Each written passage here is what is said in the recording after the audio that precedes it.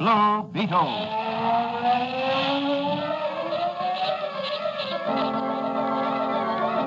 Sweeping down upon the underworld to smash gangland comes the mysterious, all-powerful character who is a problem to the police, but a crusader for law.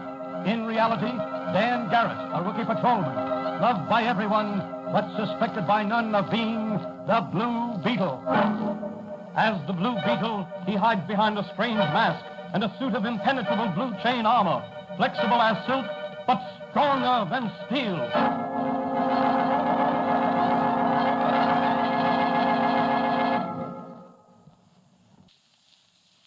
Today's transcribed episode of the Fox feature, The Blue Beetle, is the second part of the story entitled The Dancing Ghosts of Rocky Hill. In the previous episode, the Blue Beetle, through the personal column of the Chronicle, receives a call for aid from the new heiress at haunted Gray Crags Manor at Rocky Hill. Rumor has it that on moonlit nights, ghostly figures dance in the ballroom of Gray Crags Manor. The heiress, a young girl, Rosalie Greenhold, and her maiden aunt are closely guarded by two persons, a man called Spider, who serves as coachman, and a man with a clubfoot who claims to have been gatekeeper for the late owner, Nathaniel Greenhold. Entering the manor at midnight, the Blue Beetle talks secretly with Rosalie Greenhold. As the episode ended, the Blue Beetle was investigating the dancing ghost phenomenon when a trap door suddenly opened in front of him, and he was catapulted into a deep dungeon. As our story opens today, a Mr. Jasper, attorney for the estate, is talking with Blackie, whom the police suspect of being a desperate criminal. Oh, look, Blackie, suppose you let me handle this situation. After all, I'm the attorney for old man Greenhold's estate and sole executor of the will. But the girl, Jasper, the girl. She'll have the cops on our necks. I can handle her. But something's got to be done to keep her quiet. After all, she got a message through to the Blue Beetle. And he's lying at the bottom of the pit where pirates used to throw their victims. But is he dead? Oh, the chances are his neck's broken, thanks to the spider. But suppose he ain't dead or injured. Well, he's securely locked in. Double locks and an iron door. Well, I'll feel better if I went out and had a look for myself. Well, that's all right, but do it under cover of darkness. What about the girl? I'll fake a message from the Blue Beetle and see that she gets it. She'll think he escaped and is coming back. That'll keep her quiet for a few days until you can move your plates and presses to some other location.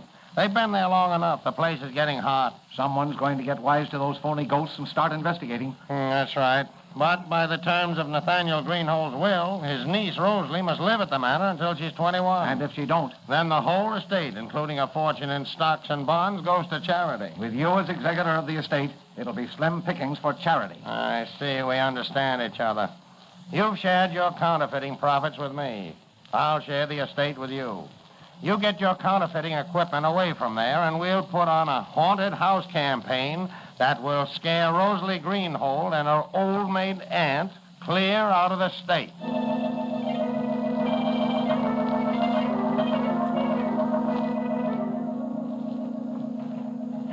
Well, just one key left to try. None of the others will fit. There. That's got it. Lucky I landed on my feet in this pit. No. The Blue Beetle's free of his prison. Hope no one heard me. I'd like to catch whoever's running this show off guard. There's a door. I'll try that.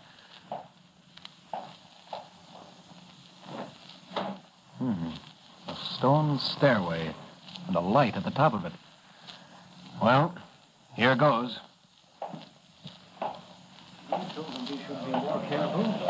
I say, Blackie's taking an awful chance keeping this place as headquarters. Yeah, it was okay for turning out this kind of dough until that dame came to live here. Them dancers upstairs throwing shadows on the windows sure scared folks away from this place. Here, pile these bills in the suitcase with the others. Okay. Well, I'll take it. It's probably Clubfoot down the gate. Hello? Yeah, Spider's here. Just a minute. That's for you, Spider. Hello? What? Blackie says dismantle the press? Yes. What? Good, yes. Okay. Yes, I got you. Huh? Deliver the fake do-re-mi to the laundry in Hastings when I take the girl and her aunt for a drive in the morning. So that's how it's done. Goodbye. Well, the Blue Beetle will spoil that little game. But first, I'll have a look upstairs and see what makes the ghosts dance.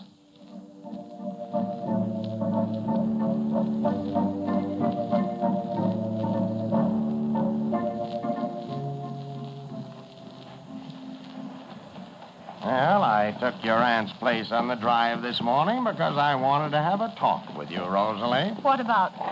I don't think you trust me, my dear. Why should I? I'm not permitted to have friends at the manor nor to visit outside places alone. Those were your uncle's orders, Rosalie. After all, he wanted to protect you from fortune-hunting men and social parasites who might take advantage of your trusting nature when you came into your fortune.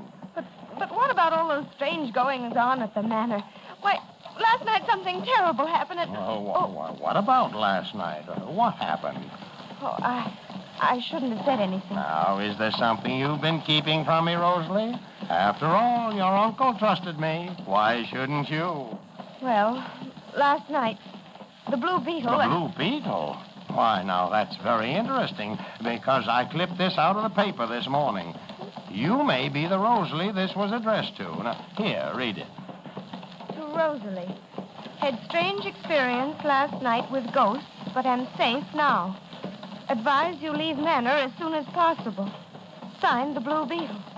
Oh, I knew I was right. That terrible place. I won't stay there another night. Oh. Well, here we are at the laundry, Mr. Jasper. Shall I take the bag of wash in, sir? Yes, take it in. But be sure to get a receipt, Spider. Yes, sir. Just a moment there. I'd like to have a look at that bag. Now, what's the idea of this? Who are you? I'm the sheriff of Eastchester County. I've had a telephone call to be on the lookout for you folks. Why, this is an outrage. We're respectable citizens. This young lady is the owner of Gray Craig's Manor, and I'm her attorney. Oh, well, then you won't mind my looking into this suitcase to make sure it's full of dirty clothes and not... Spider, drive on. We'll not stand for this outrage. Touch those horses, and I'll touch this trigger. Now, I'll have a look in that suitcase. Money. Counterfeit. The Blue Beetle was right. The Blue Beetle? Yes, the Blue Beetle. He phoned me an hour ago. Mr. Jasper, what does this mean? Well, somebody must have switched suitcases on us. Well, this is a frame-up. Oh, is that so? Well, I'd say you two are in a tough spot. Now, I demand to see your warrant, Sheriff. I stand on my constitutional rights. As a practicing attorney, my advice to you is... As a practicing sheriff, my advice to you, Mr. Attorney, is...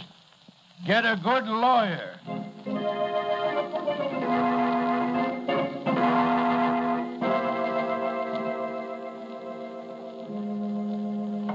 Clubfoot's on the phone, Blackie. Okay. Hello? What? The ghosts are dancing up at Gray Craig's. But it's only midday. Where's Spider? All right, phone up to Slim and tell him to stop the dancers. What? What's that? Slim doesn't answer. Something's gone haywire. You lock the gate and stand guard. I'll be out there pronto. Goodbye.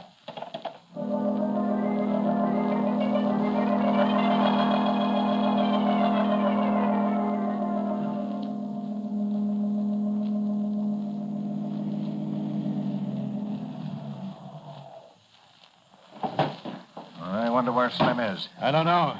Ain't nobody around. Well, somebody shut off the mechanism of the dancing ghosts. Yeah, we better have our gats ready. You follow me and keep your eyes open.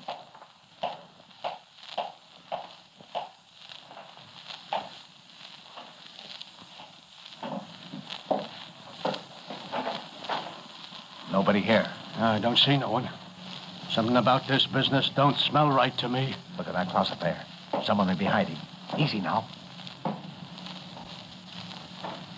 Look! Slim, bound and gagged. I wonder who done this, Blackie. The Blue Beetle. Blue Beetle. Yes, the Blue Beetle. Save your bullets. I'll take that gun, Blackie. Oh, no, you won't, Blue Beetle. Oh, yes, I will. That takes care of Mr. Blackie. Now, Mr. Clubfoot, I hate to sock a cripple, but drop that gun or I'll... Okay, Blue Beetle, you win. Well, that's better. I'll just tie you up for safekeeping. The police will need you. What for? The cops ain't got nothing on me. Perhaps not. But I'm sure they'll want you to demonstrate those mechanical dancing dolls upstairs that threw ghostly shadows on the windows of the old ballroom. Sorry I can't stay for the final curtain, but I'll read about it in tomorrow's papers. The Blue Beetle's job is done. The dancing ghost of Rocky Hills will dance no more at Gray Crags Manor.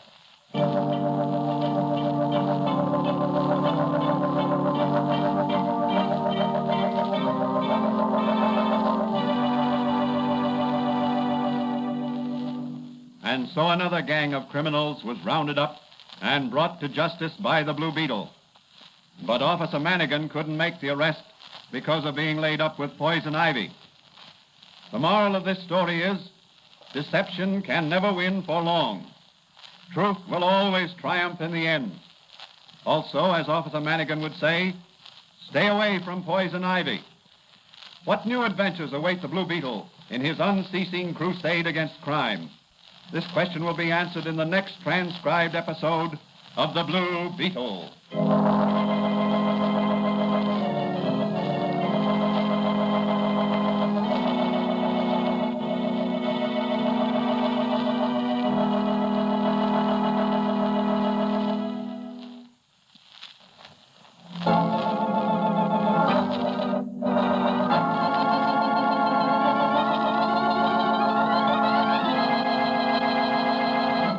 The Blue Beetle is a copyrighted Fox feature appearing in Mystery Men Comics magazine and the Blue Beetle magazine.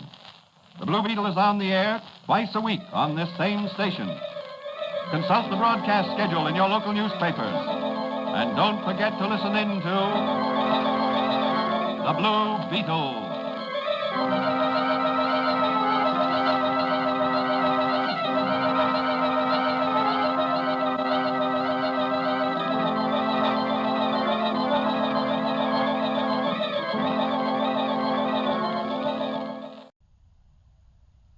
Continuing its special worldwide coverage of the invasion on D-Day, CBS World News now presents Quincy Howell with up-to-the-minute developments. Mr. Howell. Instead of repeating more recent scattered bulletins, it seems a good idea at this point to insert in today's broadcast a summary of the main events of the past 18 hours. Shortly before midnight, the German radio announced, "This is D-Day," and spoke of Allied parachutists landing in France. 3 hours later came the first official announcement from Supreme Allied Headquarters in Britain. It stated that the invasion had begun with heavy sea and air bombardment. Meanwhile, the underground resistance movement had been addressed by various exiled leaders speaking over the shortwave radio from Britain. And General Eisenhower's headquarters told the inhabitants of the French coast that the air attacks on that region were entering a new phase. From then on, events moved rapidly and the real news began to come in. Prime Minister Churchill told the House of Commons that the crossing by sea had proved less difficult than had been expected. The fire of the German shore batteries was quickly quelled. Then came massed airborne landings, the largest in history. Everything was proceeding according to a plan, Churchill declared, and added, "And what a plan." He thought we might have achieved tactical, that means sort of local, surprise. Britain's General Montgomery commanded the first invasion troops, who included British, Canadian, and Americans. And the day before D-Day, he predicted that the Germans would make their strongest fight right on the beachheads themselves.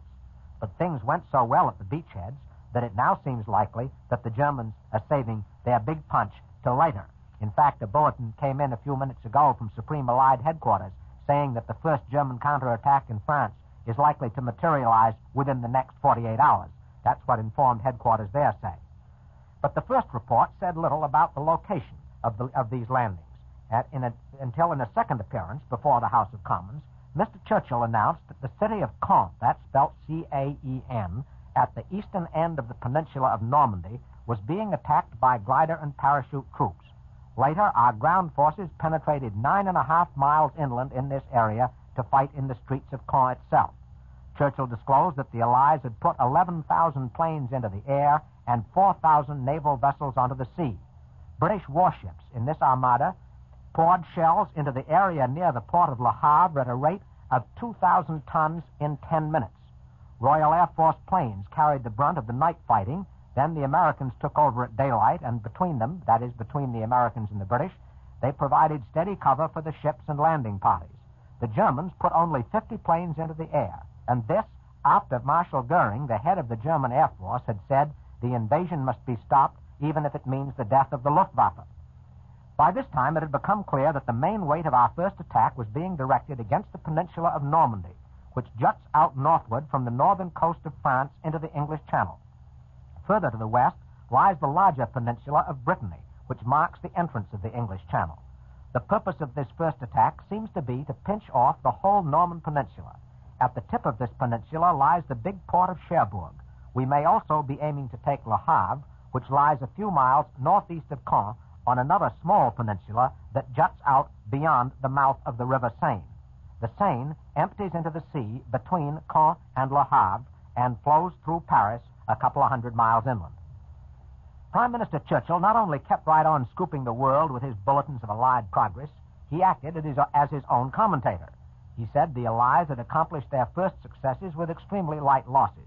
He singled out the airborne troops, many of them Americans, for especially high praise. He then predicted much heavier blows by both sides. He warned that the Germans will rush troops to the regions under attack, but he also let it be known that the Allied armies have new weapons, new tactics, everything, in short, that equipment, science, and forethought can do to make this great offensive a success. Mr. Churchill lived up to his character, his reputation, and his position as the King's first minister. He therefore left it to the King, King George VI, as the head of the British state, to strike a more solemn religious note in a measured broadcast delivered to the world 3 hours ago. The King spoke with difficulty and deep feeling. He called for earnest and continuous and widespread prayer throughout the present crisis of the liberation of Europe. We are not unmindful of our shortcomings of the past and present, said King George. We shall not ask that God may do our will, but that we may be enabled to do the will of God. And we dare to believe that God has used our nation and empire as an instrument for fulfilling his high purpose. President Roosevelt, who's the head of our state, as King George is the head of the British state, also urged his people to have recourse to prayer. In fact, as soon as the president finished his broadcast on the fall of Rome last night, he composed a prayer of his own, which he will deliver over all the major networks this evening at 10 p.m. Eastern Wartime, 4 hours from now, and which he asks us all to join him in offering up. He prayed to God to lead our soldiers straight and true.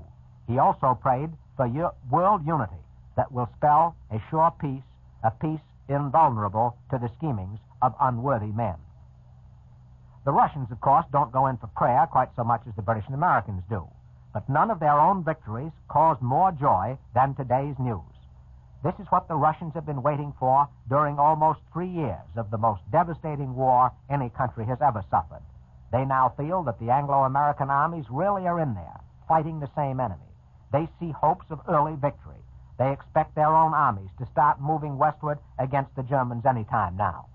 But the military aspects of our attack from the west, important as they are not the only reason for the exaltation of the Russian people. For the past quarter century and more, the Russians have felt themselves cut off from the rest of the world. Their leaders have told them that the rest of the world wanted to wipe out their regime and undo the achievements of their revolution. The Russians had plenty of reason to distrust the outside world in the early years of their revolution. But as they built up their country, they began to become more curious about the outside world. They began to encourage visitors, though they never encouraged their own people to emigrate, and their regime exercised a dictatorial control over their daily lives. Then came the war. The Hitler-Stalin pact isolated Russia from the West. The German attack then threatened to destroy them utterly. But their own power and the increased help they got from Britain and the United States pulled them through. Now they see the Western allies putting on an offensive that matches some of their own efforts against the common enemy. They also hear leaders in Britain and America, men who used to fear and hate Russian communism, praising their country and calling for cooperation between the Soviet Union and the rest of the world. Today, on the beaches of northern France, the Russians therefore see a new period in their history beginning, a period in which they will play a larger part with other nations. The fact of Russia never meant more to us in the United States than it does today, because only today have the Russians received the final proof they have been looking for all these years, that we are with them in the war and in the peace. And a bulletin just handed me from Reuters, the British news agency, says, scores of United States heavy bombers, heavily escorted by fighters, took off from an American base in Russia and roared over the Soviet-German front to shower many tons of high explosive and incendiary bombs on aerodrome installations at Galatz in the first American raid of the war from the new shuttle bases in Russian territory. We're still awaiting Allied Communique number 2, and we'll switch to London for it as soon as word comes in that it's ready, so there may be a sudden interruption in this program at any point. Well, for the Russians, the final results of today's landings can mean only better tidings. For the French, the future is not so clear and not so certain. While Frenchmen in Algiers embraced one another on the street and wept for joy, feeble old Marshal Pétain tottered up to a German microphone in Paris and urged his people to refrain from action which would call down upon you tragic reprisals. France has become a battlefield, he continued. The circumstances of battle may compel the German army to take special measures in the area. And here's the bulletin: Supreme Allied Expeditionary Force.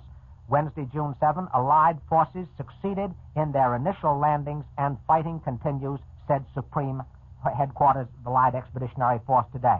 This report is still coming in. There'll be more in a few minutes. Marshal Pétain, getting back to his speech again, told all workers in France to remain at their posts. Do not listen to outside voices, he warned, calling on you not to listen to our decrees. But shortly after the voice of Pétain had spoken these words, a British broadcasting station put on General de Gaulle, who's just arrived in London. General de Gaulle urged the French people to fight with all the means at their disposal. The supreme battle has begun, he said. This is the decisive blow which we have so much hoped for. This is the battle of France and France's battle. He called on all the sons of France to fight with all the means at their disposal. He also told the people of France to follow exactly the orders given by his government. It's hard to exaggerate the tragedy of General de Gaulle's present position, indeed the present position of France. He and his followers must not only fight the Germans, they must fight the apathy and suspicion of some of their own people, and they must fight the doubts and hesitations of some of our leaders, who have withheld full diplomatic recognition right up to the very end. Perhaps our authorities have acted wisely in withholding this full diplomatic recognition that de Gaulle has been demanding for more than a year. But if the strongest leader in the French resistance movement does not deserve more than partial recognition, then that resistance movement is weak indeed. And if the French committee does deserve better of us, if de Gaulle is able to rally the French people, those people will always reproach us because we did not do more to help them in their hour of need. And then, again, getting back to this communique, in its second communique on the invasion, Supreme Headquarters of the Allied Expeditionary Forces said that the Allied assault forces met little opposition in the Channel or in the air. And here's communique number 3, also from SHAEF. Light, heavy, and medium Allied bombers continued their air bombardment in very great strength throughout the day, with attacks on gun emplacements, defensive works, and communications. And here is communique 4 just in. Continuous fighter cover was maintained over the beaches and for some distance inland and over naval operations in the Channel. That also was included in the communique.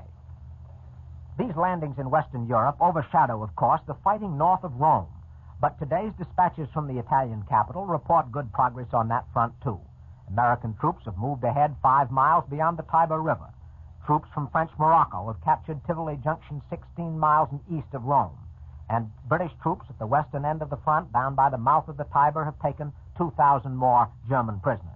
Yesterday, our troops beyond Rome met with no enemy opposition at all. The Germans were retreating too fast. Today, they defeated German rear guards in fierce tank fighting, and from then on, the opposition again weakened. The Germans quit Rome so fast, they left 11 of the 14 main bridges across the Tiber River intact. Our Mediterranean Air Forces flew 2,400 sorties yesterday, most of them against rail yards and bridges in northern Italy.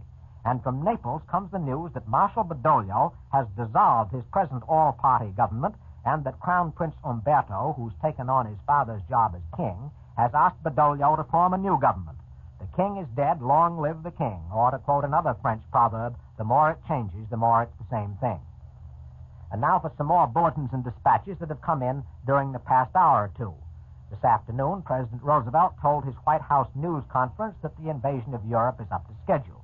Up to noon Eastern Wartime today, Mr. Roosevelt told his news conference that American naval losses in the invasion consisted of 2 destroyers and 1 LST landing craft. Total air losses were 1%, a figure the president described as relatively light. There were more than 150 newsmen jammed into the big Oval Office for the first presidential conference since the invasion. Mr. Roosevelt was in shirt sleeves and smiling. He said he thought it was going to be a very happy conference. But he did say the country had full reason to be thrilled, but he hoped this would not lead to overconfidence, which would destroy the war effort. And Prime Minister Churchill has received today this congratulatory message from Premier Stalin of Russia on the liberation of Rome. I congratulate you on the great victory of the Allied Anglo-American forces in the taking of Rome. This news has been greeted in the Soviet Union with great satisfaction. And I'm repeating again the late communique that's just come in from Supreme Headquarters Allied Expeditionary Forces. Allied forces succeeded in their initial landings and fighting continues. In its second communique of the invasion, SHAEF said that the Allied assault forces met little opposition in the channel or on the air. And Radio Berlin reported big air battles over Romania, while the daily Soviet communique said the Red Army had repulsed continuing Nazi attacks north and northeast of Iasi in Romania, and that Russian bombers had carried out a mass raid on Iasi itself. You have just heard CBS analyst Quincy Hell with up-to-the-minute development of the Allied invasion on D-Day, brought to you by CBS World News. This is CBS, the Columbia Broadcasting System.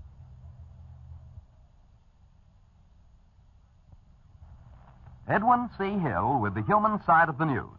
Presented by Johnson & Johnson, maker of Band-Aid, a ready-made adhesive bandage that helps keep little injuries little.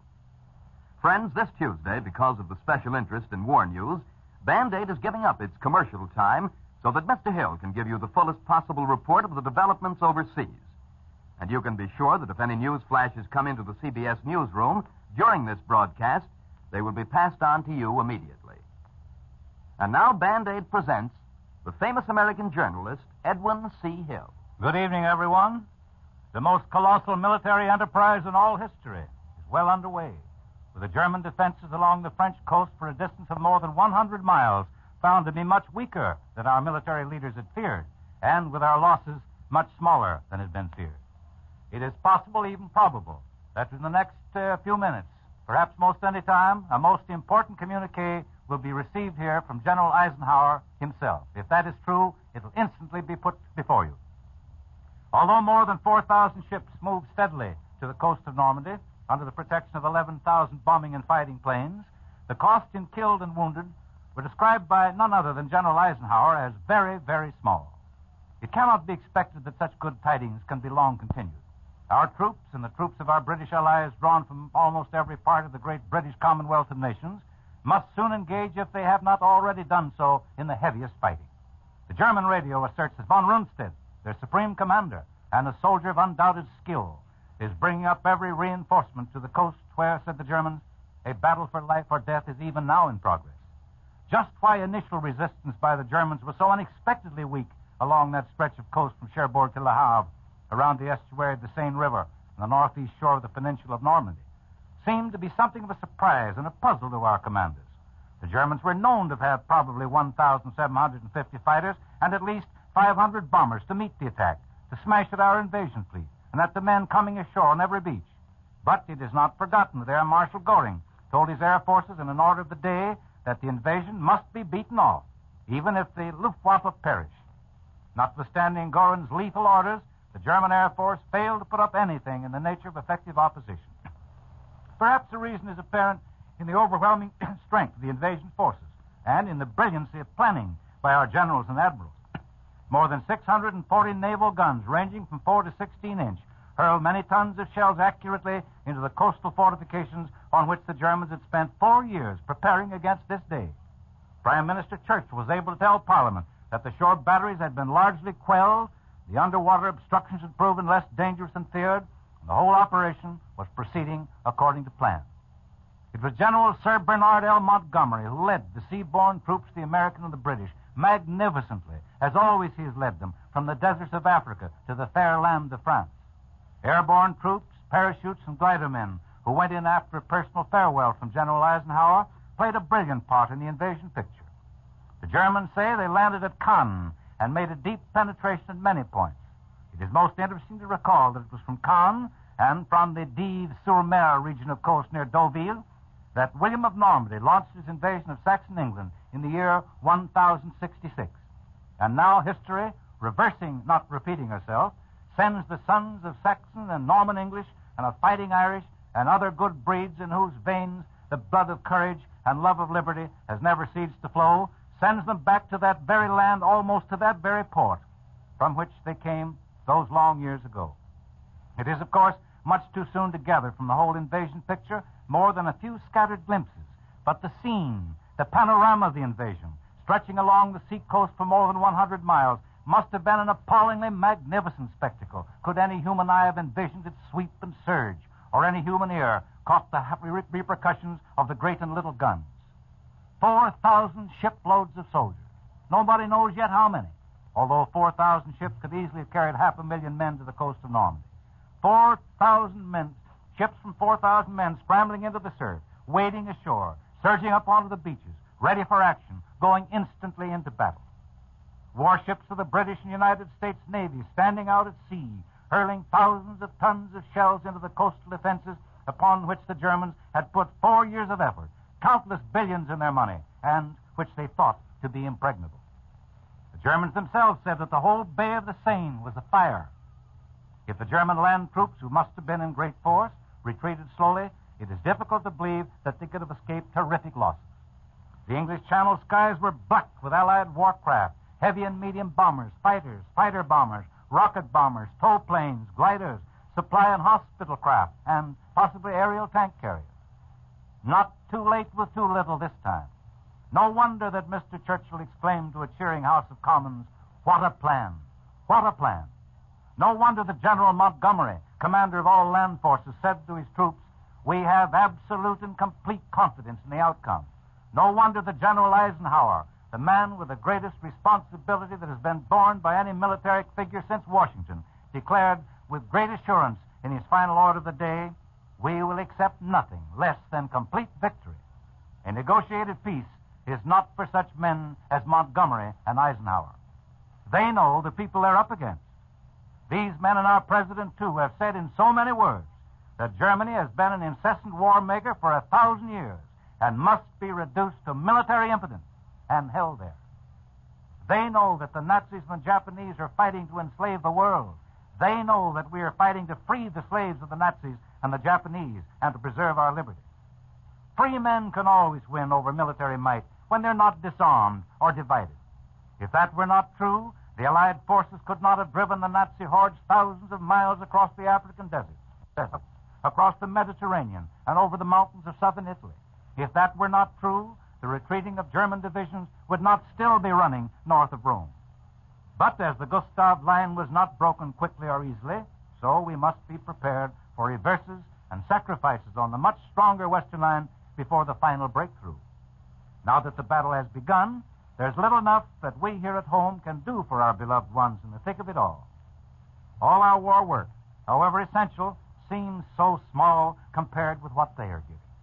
Our prayers go with them this day and every day until the victorious end. God bless them and guide them and keep them. God make us worthy of it. Never in all history has so much been at stake as in the battles which are now occurring and the battles that will occur. 4 years from the day the Germans broke the Maginot Line at Sedan, less than 48 hours after the redemption of Rome, each hour of D-Day came, the moment so long awaited by the world's democracies. As a pure and simple military undertaking, the invasion was stupendous in its magnitude. As a controlling factor in the destinies of the world for generations to come, it was a stroke for which the future may never find a parallel. For upon its outcome depends the deliverance of the world from Nazi tyranny.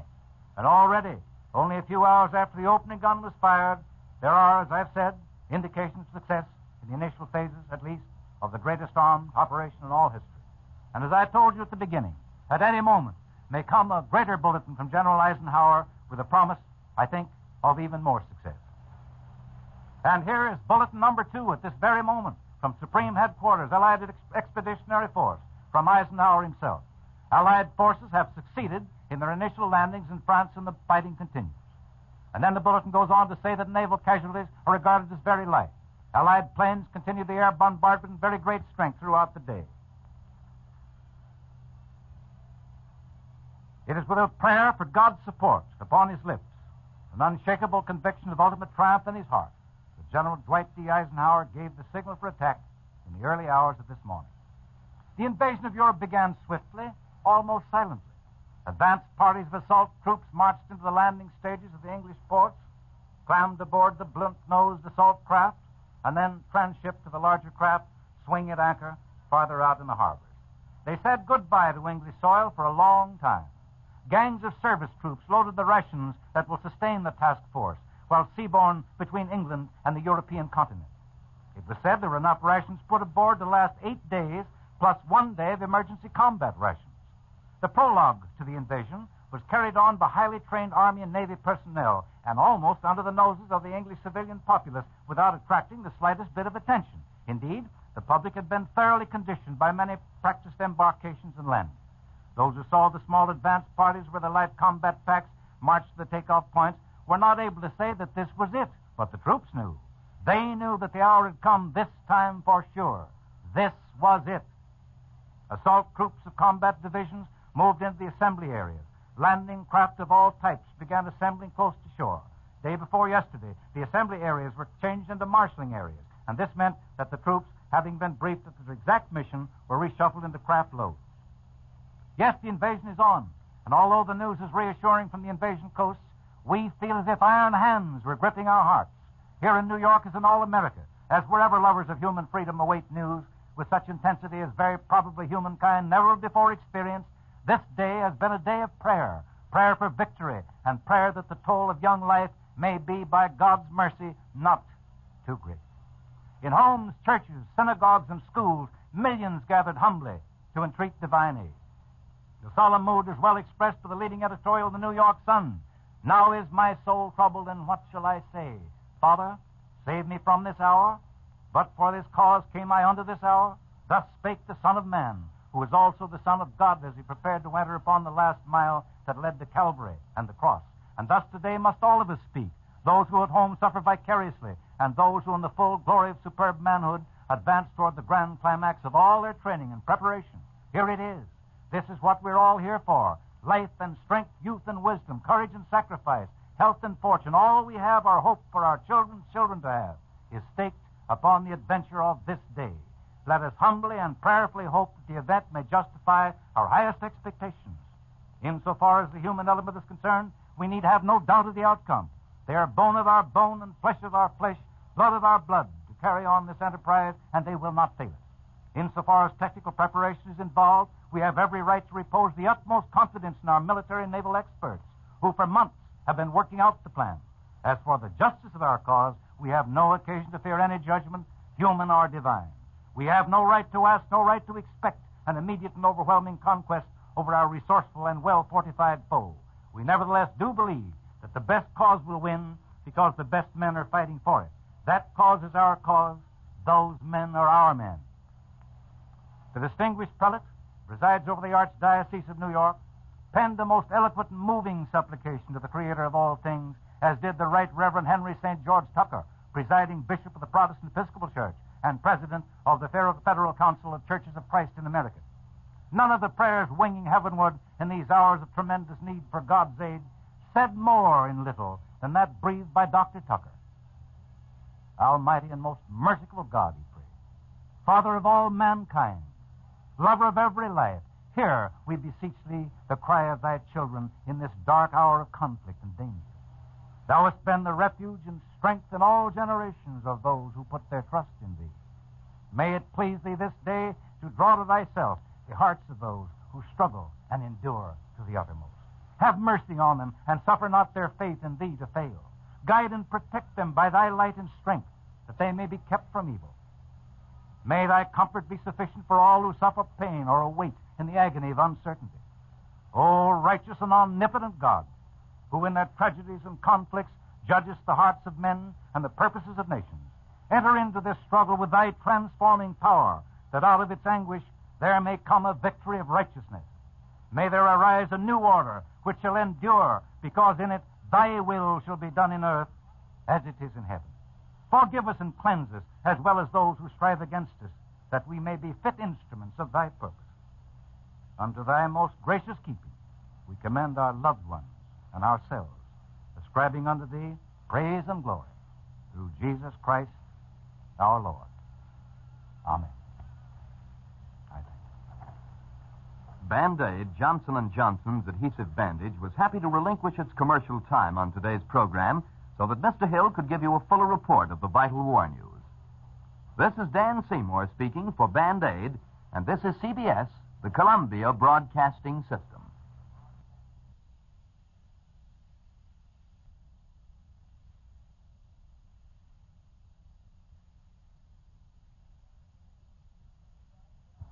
At this time, Columbia brings you Jerry Sullivan. We will interrupt the program to bring you any late news developments.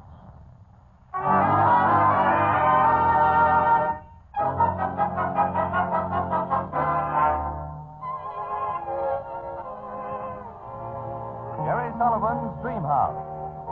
I have built a dream house, cozy little dream house.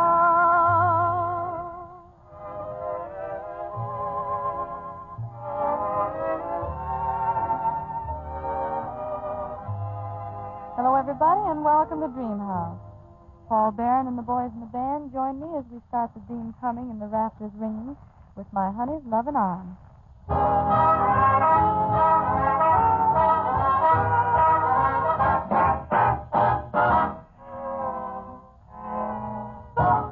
I love your loving arms. They hold a world of charm, a place to nestle when I am lonely, a cozy Morris chair. Oh, what a happy pair! One caress, happiness, seems to bless my little honey. I love you more each day. When years have passed away, you'll find my love belongs to you only. 'Cause when the world seems wrong, I know that I belong right in my honey's loving arms.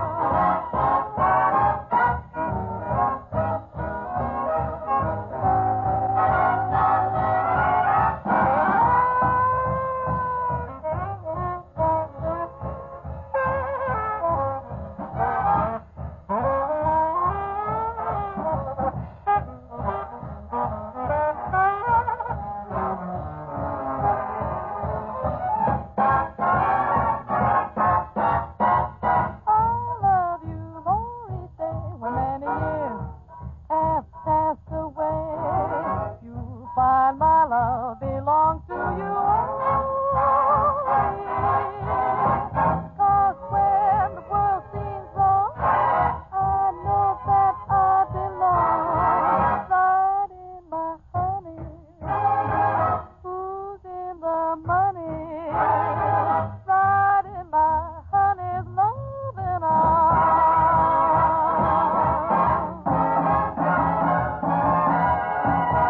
Yes, sir.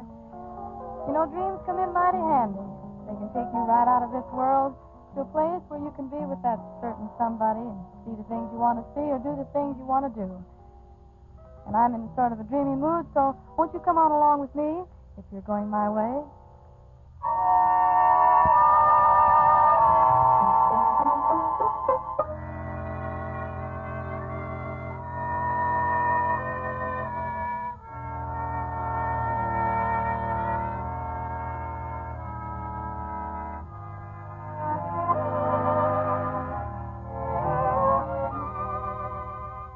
Good morning, friend. It's certainly a pleasant time to walk.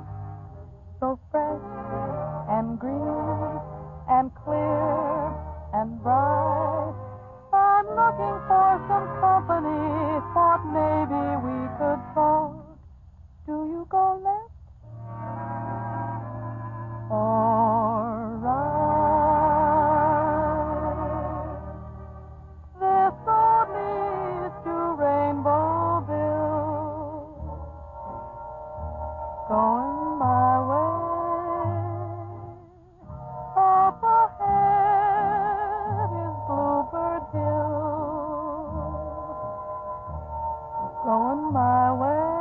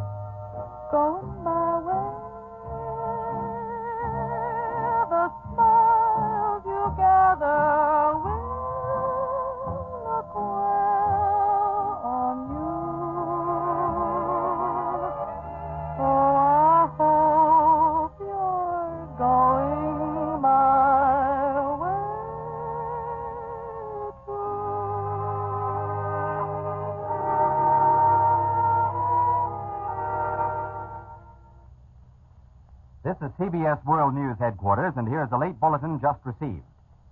Supreme Headquarters of the Allied Expeditionary Force announced tonight that more than 1,000 troop-carrying aircraft, including gliders, took part in the airborne phase of the invasion of Europe.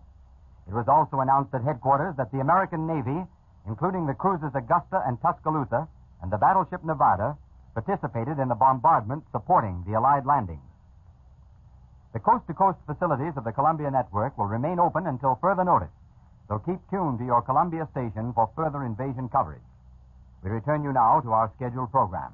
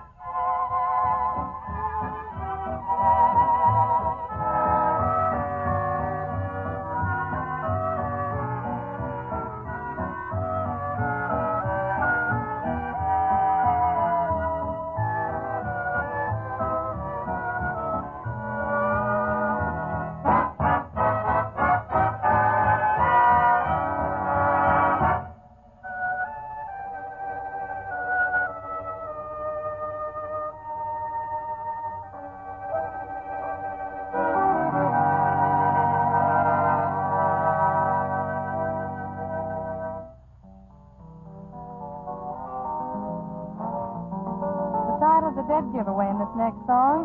It's almost a complete chorus in its own right. Here it is. I've got those all alone and lonely, lonesome for my one and only blues. Honest.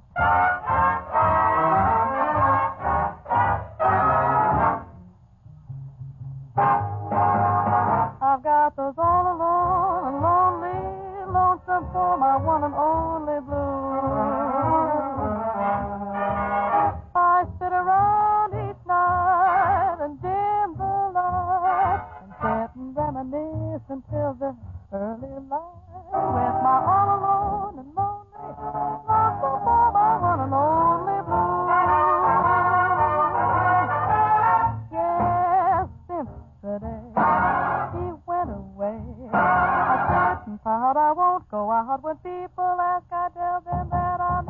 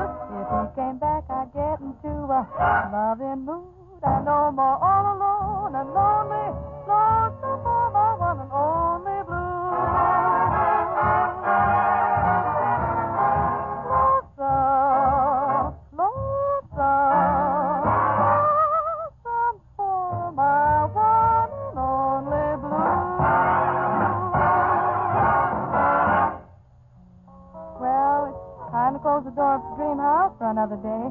But be back with us again tomorrow, won't you? Paul Barron and the boys in the band will be here with more music, and I'll be around with more songs. See you then. I have built a dream house, cozy little dream house.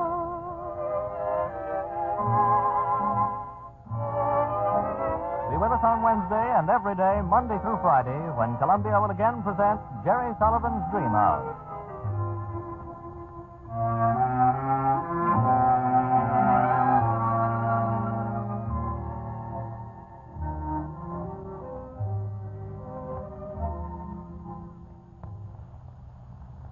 Stay tuned to this station for the latest reports from our foreign correspondents on the world today, to be heard just 30 seconds from now. This is CBS, the Columbia Broadcasting System. It is now 6:45 Eastern War Time by the accurate General Electric clock. Time for the world today, presented by General Electric and General Electric radio dealers. Today, General Electric is omitting its regular commercial announcement in order to bring you more news of the invasion. This is Douglas Edwards reporting that the second Allied invasion communique has been issued, and it reports that Allied forces have succeeded in their initial landings in France, and fighting continues.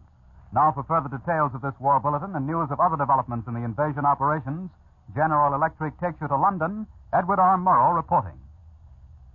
This is London. The atmosphere at headquarters continues to be optimistic. Particular pleasure is expressed at the success of the airborne action. Tonight's communique gives no information regarding the land fighting, but there is no indication that the Germans have put in a counterattack. Tonight we were told the names of some of the American ships participating in the bombardment. The Augusta is there, so is the Tuscaloosa. Likewise, the Nevada. The Japanese tried to sink her at Pearl Harbor. The three British ships named were the Old Warspite and the cruisers Mauritius and Belfast. All day, Allied heavy bombers have been operating in support of the ground troops. They have encountered no fighter opposition. As a matter of fact, the refusal of the Germans to commit their air force is one of the principal subjects of conversation here tonight. As the official record goes, the action so far seems to have been almost too easy. But the reputation of the German armies is still considerable, and there is no disposition to discount their power to hit back. And there is no official admission that our bridgehead is free from concentrated artillery fire. But the general impression is that we are now in a position to start pouring the material ashore, the tanks and the self-propelled artillery. Incidentally, they're all waterproofed for traveling in water up to 6 feet. Eyewitness accounts indicate that all movement has ceased in the area of the attack. The roads and rails carry no traffic. It means that the bombers can now start working further inland. Here is a report from Charles Collingwood, Columbia's correspondent with the Navy, who was with a tank landing craft. He says the first craft onto the beaches were the little LCVPs. They came in doggedly, looking very small and gallant with their heads up. Offshore, several miles, loomed the silhouettes of the big ships. Between them and the beaches milled an assemblage of landing craft of all kinds, forming up, waiting to go in. A few thousand yards offshore, two patrol boats stood, a mile or so apart. They marked the starting line. They were just out of range of effective machine gun fire. On those boats, each wave of landing craft dressed like a unit of foot soldiers, and were then dispatched to the beach. As each wave went in, a new group of landing craft advanced to the starting line. Their turn came, they too went in. Some of the men moved off to find and fight the enemy, destroy his guns, push him back from the beach. Others stayed at the water's edge to signal in the landing craft. More and more men reached the beach. The boats kept coming in, landing their men, then backing off the shore and going back for another load. The enemy guns began firing. At one end of the beachhead, a little knot of German prisoners began to form. Back among the big ships, the admiral decided he could now send in his bigger landing vessels, send them into the shore. The LCIs and the LSTs sidled to the starting line and then headed for the beach. The LCVPs are little fellows, carried slung from the side of bigger ships. But the LCIs and the LSTs are ocean-going vessels and move under their own power. An LCI is 155 feet long and carries more than 200 soldiers. When she hits the shore, a ramp is let down from each side and the soldiers pour out onto the beach. An LST is bigger still. She's a great floating garage. When she reaches shore, her mouth opens, and trucks and vehicles of every description roll out of her and are lifted by davits from her hold. When these ships go in, the landing is well underway, and their cargoes quickly build up the power of the assault. I return you now to CBS in New York. That was Edward R. Murrow reporting from London. We had news late this afternoon that scores of United States heavy bombers, heavily escorted by fighters, took off from an American base in Russia today and rode over the Russian-German front, showering tons of high explosives and incendiary bombs on an airdrome at Galatz in Romania. It was the first American raid of the war from the new shuttle bases in Russian territory. To keep you posted on last-minute developments in the invasion coverage, American, Canadian, and British troops landing on the French Normandy coast to open the Western Front have fought their way 9.5 miles inland to ancient Caen within a few hours today, and the Germans reported that the gigantic Allied invasion operation is fast developing along a 60-mile front. General Eisenhower, after announcing the invasion in one sentence in his first communique, said in the second one, of which you've heard, that the initial landings have succeeded and that fighting continues. There's been no sign of a German counterattack more than 24 hours after the opening of the grand assault shortly before midnight today. Apparently effecting a complete strategic and tactical surprise by landing on a soft spot between the heavily defended ports of Le Havre and Cherbourg, the Allied forces at remarkably low cost made good their landings in the Great Crusade and have fought their way into the streets of Caen. More invasion news in just a moment from Washington. But now, another switch overseas for a quick glimpse of the war in Italy. General Electric takes you to Rome. Farnsworth Powell reporting. 5, 4, 3, 2, 1, warp. It was 22:50, and our last time check. Apparently, the time check is about 1 minute off. We've just been informed from our communications headquarters. The Farnsworth Powell, our correspondent there, is getting set to go and will be with us in just a moment. Meantime, we'd like to remind you that the CBS network will remain on the air all night to bring you the latest news of the invasion with comprehensive reports from Columbia's correspondents and other newsmen who have been at the front. So keep tuned to your CBS station. We repeat the communique. Allied forces have succeeded in their initial landings and fighting continues. In its second communique on the invasion, SHAEF said that the Allied assault forces have met little opposition in the Channel or in the air. And now the switch to Rome. Farnsworth Powell reporting.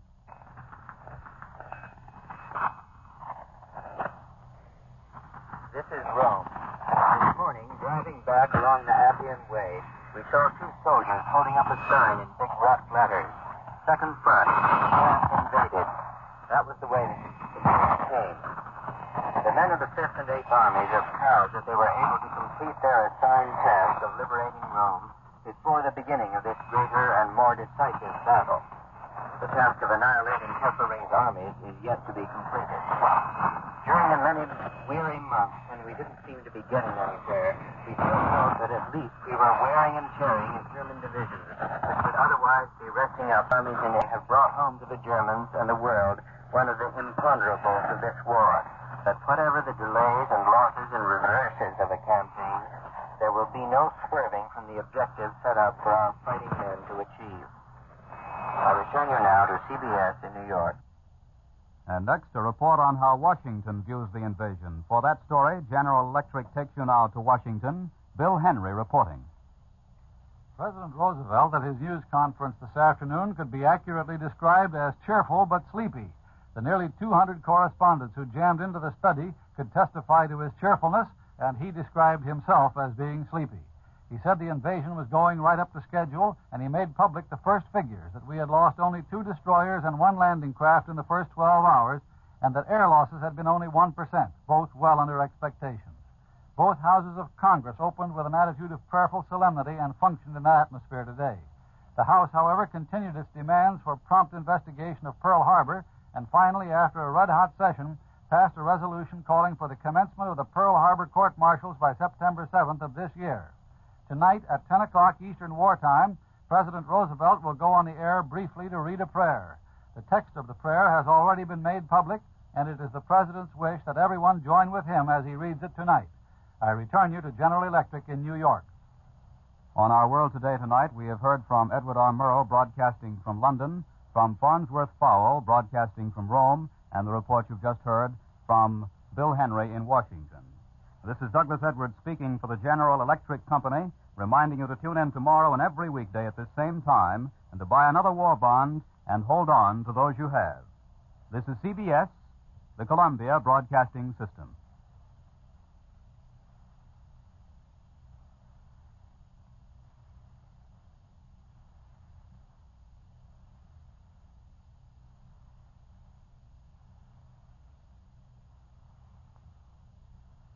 And now, B.F. Goodrich presents Joseph C. Harsh in The Meaning of the News.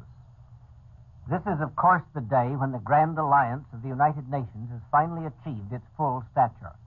All the hopes and fears, the planning, the disappointments, the heroism, and the plain, dull, monotonous routine of years of war sustained by millions of people with faith have converged on this historic day. This is also the day which Hitler planned would never happen. This is, in fact, a moment of supreme frustration for the man and for the evil forces which would, had they had their way, been long before this the undisputed masters of the world. Their war was skillfully and confidently planned. It was to go in a succession of blows, first east, then west, back and forth, until all opposition had vanished. It went that way at first with horrifying ease. Poland in the east and Denmark and Norway, then France in the west and Belgium and Holland. Back to the east again for the Balkans and Russia. Russia was to fall swiftly. Then Hitler would turn on Britain and wipe it out before America could throw any real weight into the balance of war. What went wrong with Hitler's plan is now a well-known story. The first flaw in the perfect crime came when a handful of brave Englishmen held at Dunkirk, not very far from where we are landing today. Held long enough to save the tiny nucleus of a British army. That little flaw widened into a crack when Britain's youngsters held the skies over England. The crack widened into a chasm when Stalingrad held firm, and Rommel was driven back from El Alamein. Those were the foundation stones on which many men have built, painfully, patiently, and well. They bound those stones together into a political grouping of nations, at first a loosely knit combination. The binding has hardened through time and the gradual emergence of confidence and respect among associates in this undertaking. Now, at long last, the finished instrument is ready and has been put to its destined use. The invasion has opened swiftly on the fall of Rome. German armies are today facing not one single front at a time, as they had planned so meticulously and shrewdly, but 5 fronts bearing down on them at once. Their troops met our invading forces on the Norman Peninsula this morning with the knowledge in every man's mind that Rome had fallen only 2 days before, and that a German army in Italy was in full shattered and humiliating retreat. They faced our men on the beaches knowing that it is only a matter of days, or perhaps even hours, before the Russian glacier starts grinding down on them again. There's been no roof over their fortress for months. Beginning today, there is no longer a safe cellar under it. What our bombs have done from above, the unleashed forces of the underground movements began from below this morning. Hitler intended to pluck down his victims one by one. Today, from above and below and on 3 sides, a reluctant world is in imposing and fearful motion against him. We can't be sure yet how strong the vaunted German defenses are. One can certainly be canceled out. German submarines are neither interfering with the channel crossings nor are even at sea in numbers sufficient to have any serious effect. German coastal patrol boats and underwater obstacles have already been overcome easily. Secret weapons have not yet interfered with the embarkations, the crossings, or the landings. The Luftwaffe has yet to show its weight in the battle. German coastal batteries must have been most effectively silenced. The President's announcement that up to this noon only 2 destroyers and 1 landing craft had been sunk is astonishing evidence of the effectiveness of last night's air bombardment and this morning's shelling from heavy ships, both of which had this purpose in view. Between midnight last night and breakfast this morning, 10,000 tons of bombs were dropped on those German coastal batteries. Perhaps that helps to explain why this evening General Eisenhower is able to report that the initial landings in France have succeeded. Beyond this announcement, we know very little about the actual places or extent of the landings, except that they are along the ancient coast of the Norman Peninsula. But we can know today that the will of the world to remain free has proved its ability to achieve a wartime coalition and to put that coalition into decisive motion. This is the day of all days which Adolf Hitler never wrote into his calculations. Mr. Harsh's analysis of today's historic events was brought to you by B.F. Goodrich. This is CBS, the Columbia Broadcasting System.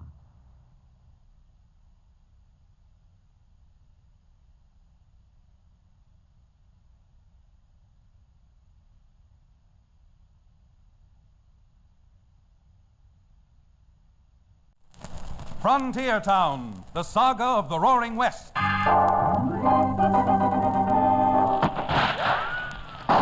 Frontier Town. El Paso, Cheyenne, Calgary, Tombstone. Frontier Town.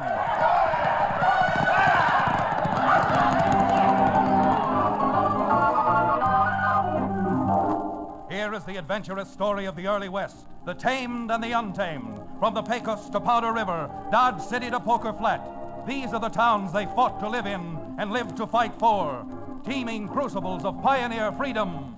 Frontier Town!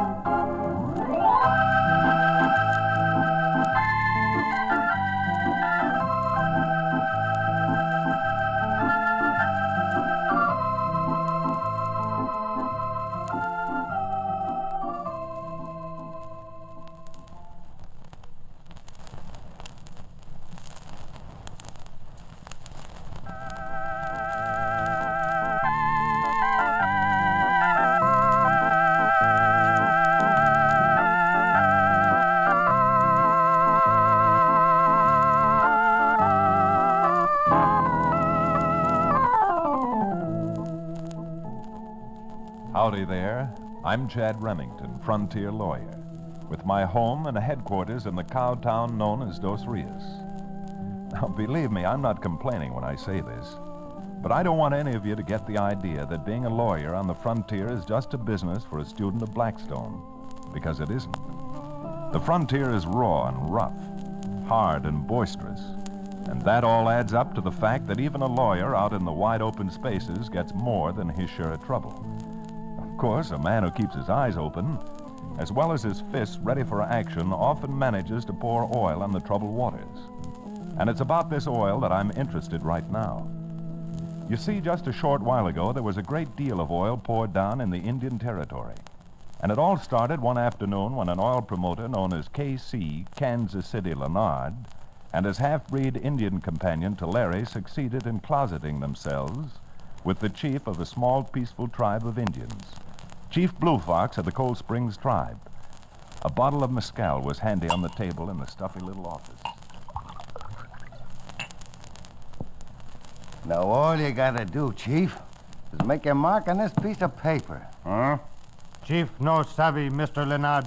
Well, give him another drink and explain it to him in Indian lingo then, Tulare. Luke maho nona, beso tecuna. Damit labatusa? What'd he say? He say, what paper mean to his people? Pour him another drink. Hey, no, mezcal. Huh? All right, Tulare.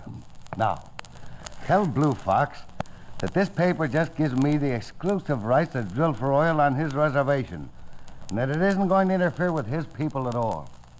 No, nasa. Lusamana Leonard. No, Bewa. Chief say he signed. Now you're talking. Hey, Chief, make your mark right here. Me sona mesca. Him sign paper. Now him want more. Kimono Mishima. Oh, Chief, daughter, just come back from Indian school. Have you been giving my father mezcal to drink?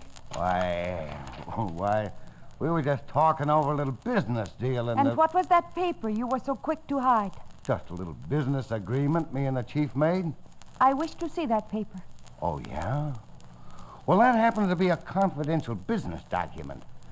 Just a little agreement giving me the right to drill on the Cold Springs Reservation for oil. Oh.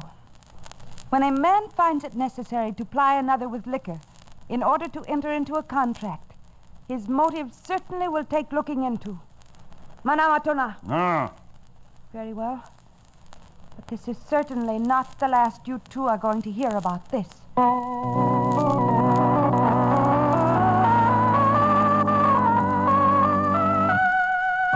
It wasn't the last Mr. K.C. Leonard heard about his little transaction because Chief Blue Fox's daughter, Matome, spent little time in getting a pony and riding from the reservation to my office in Dos Rios. Cherokee O'Bannon, the reformed medicine man who now owns the Dos Rios livery stable, was with me at the time, and we both listened to Matome's report with frank interest, but sinking feelings. You mean there is nothing you can do legally to set aside this document? Don't look at me, miss. You talk to the counselor here. Matome, unless we could definitely prove that the agreement was signed under duress, I'm afraid there is nothing we can do. But they gave my father mescal to drink. Did not know what he was doing. Mescal? I'm afraid any court that would hold that a man whose stomach is strong enough to swallow mescal has got a head hard enough to know what he's doing. Frightful stuff. Worse than water. Matome, even though I doubt we can have the contract voided, I don't want you to feel that I'm not going to turn heaven and earth to help you. And if we can't take care of Mr. K.C. Leonard legally, maybe we can invent a few laws of our own. Your people have been defrauded too much by the whites already. If all white men were like you, Mr. Remington, my people would have nothing to fear. Because Chad Remington is like he is, the only person who has something to fear out of this is that oil promoter, K.C. Leonard. Well, we're not going to get any place sitting around here spreading flattery. So what do you say we get our horses and ride back to Cold Springs?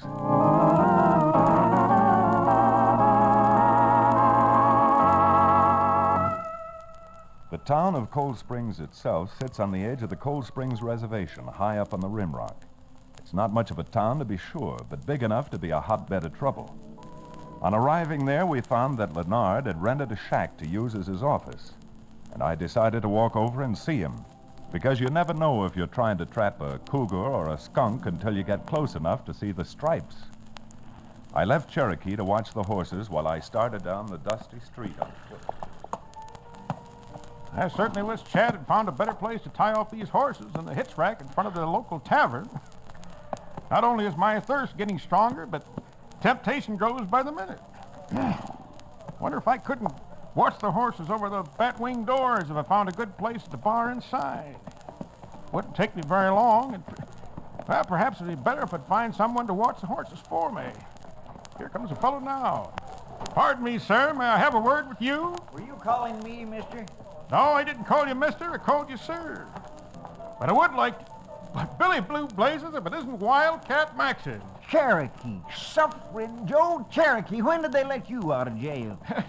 It'll be impossible for me to answer that question, Wildcat, until I know which jail you have reference to. Yes, indeed. Yes, indeed. Well, are you still peddling that rattlesnake oil? Why, boy, you see before you a reformed man. I now own a livery stable and act as a bodyguard to a prominent lawyer. Tell me, what brings you down to a saddle stop like Cold Springs? Last time I heard of you were up in the Panhandle, someplace near Amarillo. Well, Cherokee, you're apt to find Wildcat Maxon any place where there's oil. And a man with a paying job for a driller to get it. You mean you're down here to drill oil, Wildcat? Just arrived an hour ago. Gonna work for a real wildcatter. Promoter by the name of K.C. Leonard. Leonard? Well, well, well. It's a small world after all. Tell me something. Do you know this Leonard? You know anything about him? Do I? I could start right now telling you about K.C. and the tricks he's pulled, and I wouldn't get through till tomorrow morning. Boy, don't start the story yet. When Chad Remington gets back from Leonard's office, I want you to tell everything that you know.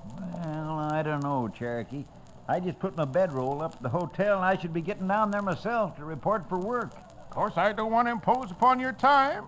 But suppose we commemorate this reunion by repledging our ancient friendship with a bottle of something satisfying at the bar inside. Well, now, I really shouldn't, but, but since this is a special occasion, Cherokee, and you're doing the inviting, just make mine bourbon with water on the side.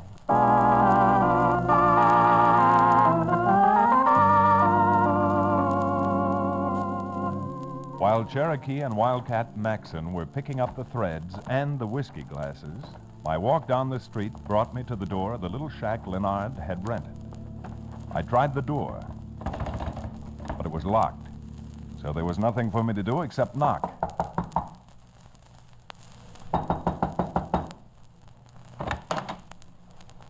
Yes? You want something? Yes, I'd like to see Mr. Leonard. Boss, he busy. You come back later. Well, since I've got no place else to go, do you mind if I come in and sit down and wait for him? You go away. Come back later. You're not very hospitable, are you? Come on, you beat it. No got time.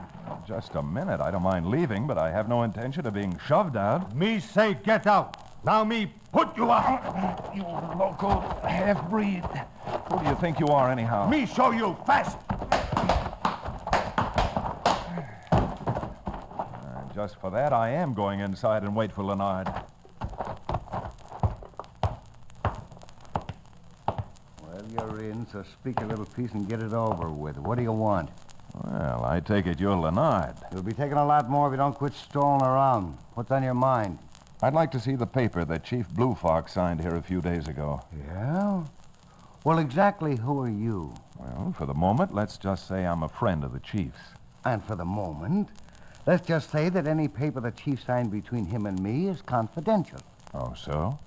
And does that mean your contract won't bear scrutiny? Mister, if you want to leave here under your own power, you better start going now. You may think you're man enough to put me out, but I don't.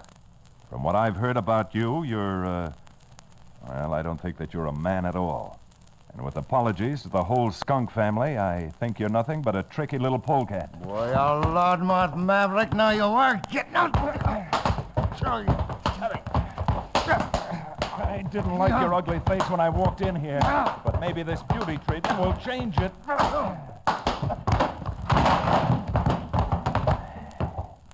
Now, I'm going to finish what I started to say, Leonard. The Indians out here have been taking a pretty raw deal from you and your kind. And with the aid of an oily tongue and a few bottles of red-eye, you've gotten away with murder. But there's a penalty for that kind of murder, too, Leonard. And if you insist on going through with this drilling deal, you may find that you're the one being drilled. Because I've got my personal drilling equipment right here.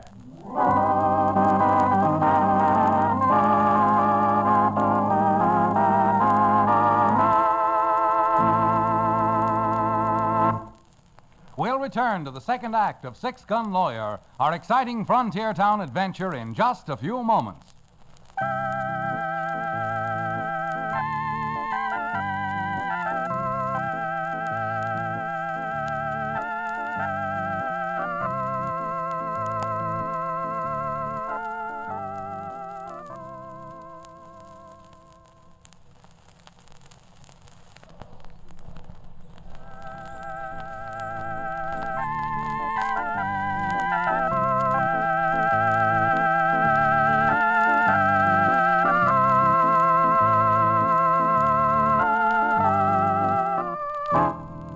And now, Frontier Town.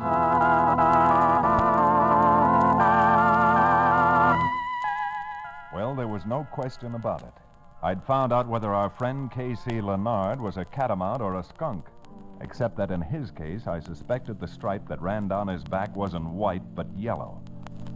After my little double reception in Leonard's office, I went down to see the Indian agent and then paid a call on the federal marshal. Remington, I agree with you from the ground up, but a contract's a contract, and there's nothing we can do to break it. Leastwise, not that I can see. But the fact that his daughter saw them filling up the old chief with mescal, doesn't that alter the facts in your eyes? Sure don't. Blue Fox has been known to store away a good deal of red-eye in his time, and it never even affected him. Nope. As a lawyer, I guess you ought to see that despite the fact I think this K.C. Leonard is the lowest form of wildcat promoter, as it stands, my hands are tied. As it stands? Huh? What do you mean by that? I mean, if, let's say Leonard didn't pay his bills, and his creditors had attachments issued. You would serve the attachments, wouldn't you, and close up Leonard? Of course I would. Well, what makes you think he isn't going to pay his bills? From the way I hear it, they got real oil out where he's going to drill, and lots of it. Well, to tell the truth, Marshal, I can't answer your question right now. All I wanted to do was first assure myself that you were on my side of the fence. And you get something legal I can use to close up Leonard, Remington, and you can count on me 100%. That's all I wanted to know, Marshal. But I hope to be seeing you again. Seeing you again real soon.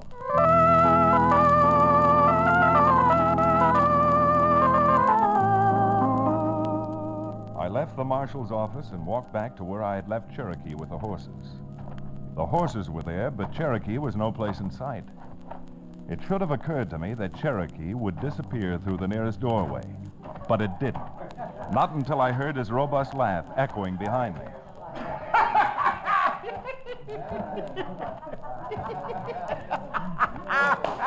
Doggone it, Cherokee, that's a good one. Say, did I ever tell you what happened to me with that little redhead down in El Paso? Oh, but I'd sure like to.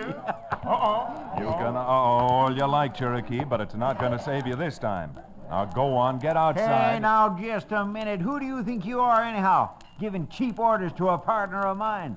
I got a good mind to bash this bottle right over. Wait a minute there, Wildcat. Put that bottle down.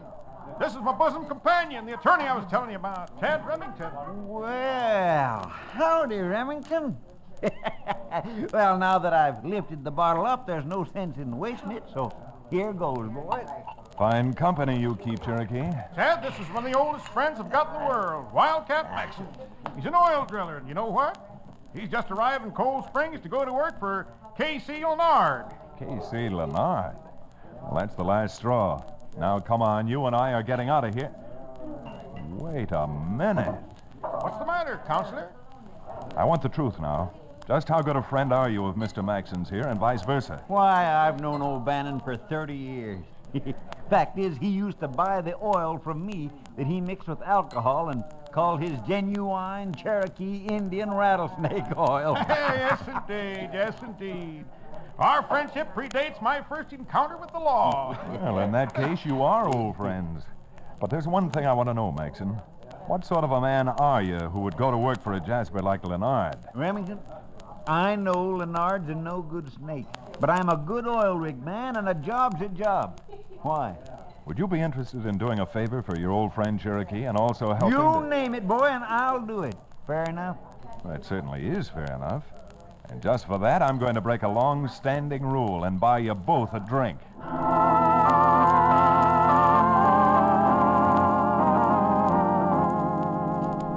Well, I bought them the drink, all right, but only one.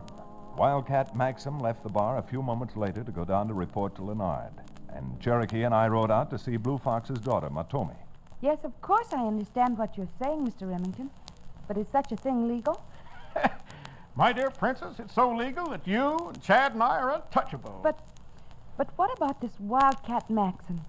Can't something happen to him? To be perfectly honest, something could happen to Wildcat. But after even my short acquaintance with that gentleman, I doubt if anything will. In fact, about the only person anything's going to happen to is the gentleman with the mescal bottle, K.C. Leonard. And what's going to happen to him is going to start happening mighty soon.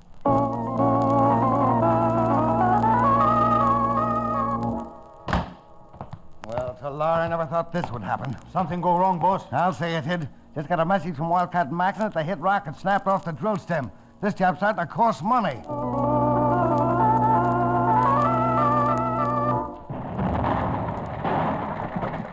Mackerel. What happened now, Wildcat? Well, that bonehead you hired to take care of the donkey engine overloaded the boiler. She let go and blew the pump house to smithereens. It'll be weeks before you can get that repaired.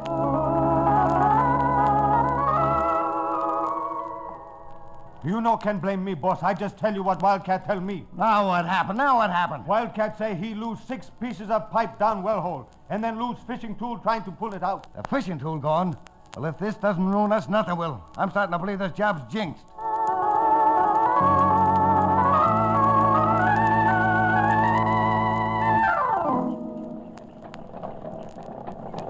Well, Princess, cast your lovely brown eyes on that. Leonard seems to have his well down quite deep. It's deep, all right, but good old Casey is in a lot deeper. Well, here comes Wildcat Maxon. Hello there, you old wildcat, are you? Howdy, friends, and Miss... Say, just what does a fella call you? Miss Blue Fox or what? No, Mr. Maxon. In Indian, my name is Matomi, which means the stream which always ripples white. But at college, the girls just shortened Matomi to Matty. So I guess that's my name. Wildcat, what dire disaster has overtaken Mr. Leonard today? Well, after the drill broke, we lost 6 lengths of pipe. And then the boiler blew sky high, and something real good's happened today. The credit manager of the tool company come out to get some money and blamed if Leonard didn't give him a check. I don't see anything to laugh about in that, Mr. Maxon. If Leonard's still able to pay his bills. Did I say he was able to pay his bills? I just said he gave the tool company a check, and that check's going to get him into a... Here comes Casey now. Here it comes. Look at that ugly face of his, will you? That man is boiling mad. Well. Now this whole thing is starting to fit together. Now that I see the four of you out here, I know just how all these accidents happen. Why, Mr. Leonard, if you think that the four of us have been conspiring against you, that's a gross understatement of the facts. Why, you loudmouth little squaw, I get it. Bingo! Give Mr. Remington a big fat cigar. Listen, Leonard, a lady's a lady no matter what color the pigment is in her skin. Nothing but a bunch of crooks, that's what you are. I'm going to have the law on you. Well, you won't have to waste much time because here comes the marshal and some of his men now. Train up, boys, train up. Leonard, I got an attachment here to close up your place for non-payment of debts. My deputies have got orders to stop the work and see that nothing is tampered with or removed from the place. My, now isn't that too bad after all the hard luck you've had? Well, maybe you won the first round, but there's still a lot more coming up. That's what you think, Leonard. But I've also got a warrant that's going to put you in the calaboose for the next 10 years for passing a bad check. So just so you don't miss your first lunch at the jailhouse, come on, we'd better get going. You got a fat chance of taking me down. You heard the marshal, Leonard. Now get going. Thanks, Remington. I think he's convinced now. And by the way, we've already attached his office and taken charge of his records and papers and stuff. Great, Marshal. when we went through the papers, there was a contract there signed by Chief Blue Fox. I don't know how it happened, but somehow or other, that one little paper got too close to an oil lamp, and you know what happened? Before we could stop it, that contract was burned up.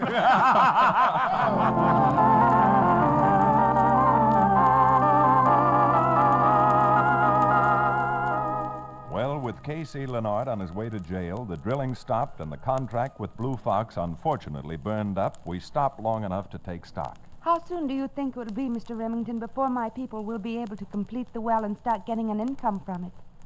Well, Counselor, why the glum look? Because it just dawned on me that the well is now tied up for the benefit of Leonard's creditors. Yes? And nobody can touch the well until the creditors are paid off. You mean to stand there with your jurisprudence hanging out like a bucolic Blackstone and admit that your legal trap wasn't airtight? Oh, it was airtight, all right, but not for us. It's airtight for the creditors. But how much money will be required to satisfy the creditors? Well, that's something we've got to find out for the marshal. But I imagine from what Wildcat said, it's close to 10,000. Then why not pay our... Huh? 10,000 simoleon? Yeah, and that's a hatful of money in anybody's bank account. My boy, this is a blow. It certainly is a blow. Being a man of unstable neurotic temperament myself, I'm starting to feel the need of some sort of stimulant. See you later. Just a minute there, Cherokee. Yes, Chad? This is no time to start drowning your sorrows in the cup that runs over. All of us need clear heads on our shoulders. What we need is something to stimulate our imaginations. Well, hello, Wildcat. Well, all our scheming and doing for the last 2 weeks has been wasted. Wasted? What do you mean wasted? All the little things we did to the well were nothing compared to what happened when the marshal's deputy shut it down. A cable busted. The whole bloomin' drill outfit dropped down to the bottom of the well. It's sealed up now, tied in a drum. Oh, good grief. Can anything more happen to us? You mean that there's no way of fixing the well? How can you fix it when you can't even get near it? They got 6 deputy marshals guarding the place. Isn't there some way the tools could be gotten out of there? With a charge of explosives, maybe. But with them deputies around, what chance you got? Suppose we could get rid of the deputies for you. But how could you do that? I think that Cherokee, with the help of a few bottles of that stimulant he's so anxious to get at, might entertain the deputies long enough for Wildcat to get by the guards. And by glory, the more I think about it, the more I think that's the only way out. Come on, we've got some writing to do, and I mean right now.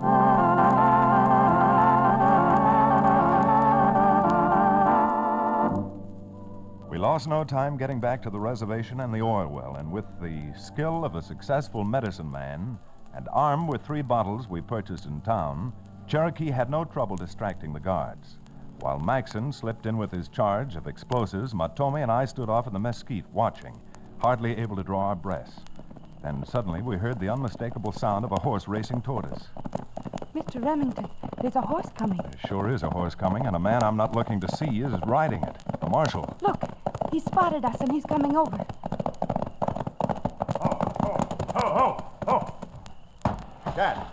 Chad, I've ridden all around Patty's half-acre looking for you. Leonard's busted out of jail, swiped the gun, and swore he's coming out to get you. Thanks, Marshal, but I don't think it's going to do him any good, because first off, he's got to find me. Well, I found you. And just what are you two doing out here at the well after dark? Well, you see, now look, Marshal, let's walk back here a ways, and I'll see if I can't explain it to you. Now, just a minute, Remington. If you two are something... Down! Flatten out! That must be Leonard. That last shot gave him away. Get back. Look, Mr. Remington, there he goes. He's running toward the well. Don't, Leonard, you fool. Keep away from that well. Get back, Ted. There she blows.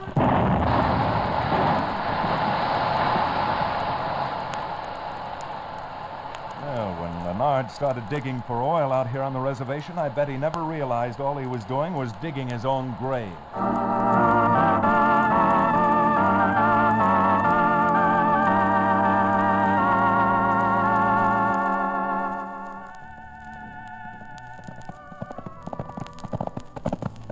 Chad, it beats me how all that machinery and dirt fell on Leonard, and he still lived through it. Well, one thing is certain. He won't break out of the federal penitentiary the way he broke out of the Cold Springs jail.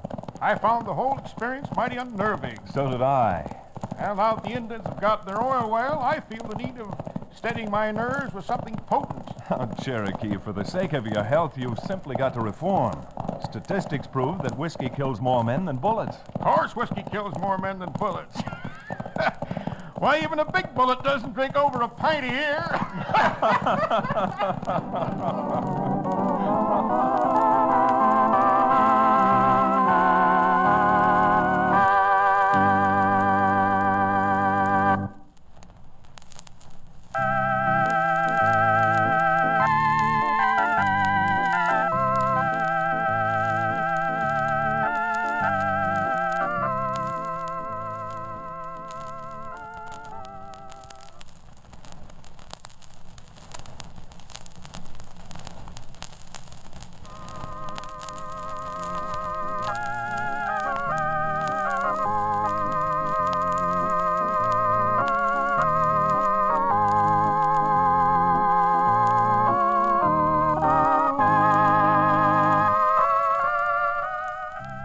Frontier Town, starring Reed Hadley and featuring Wade Crosby, is a Bruce Ells production.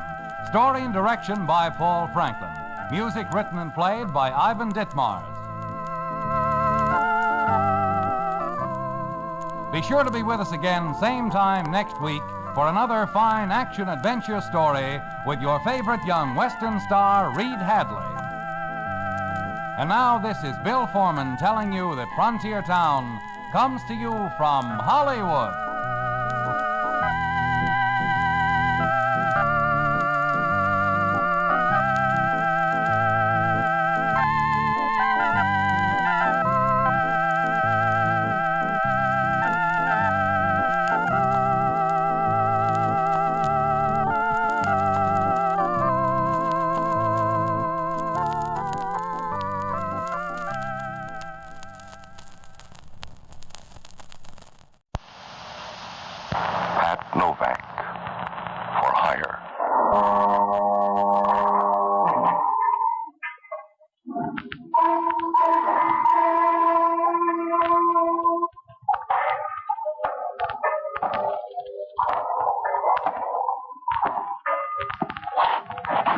Sure, I'm Pat Novak, for hire.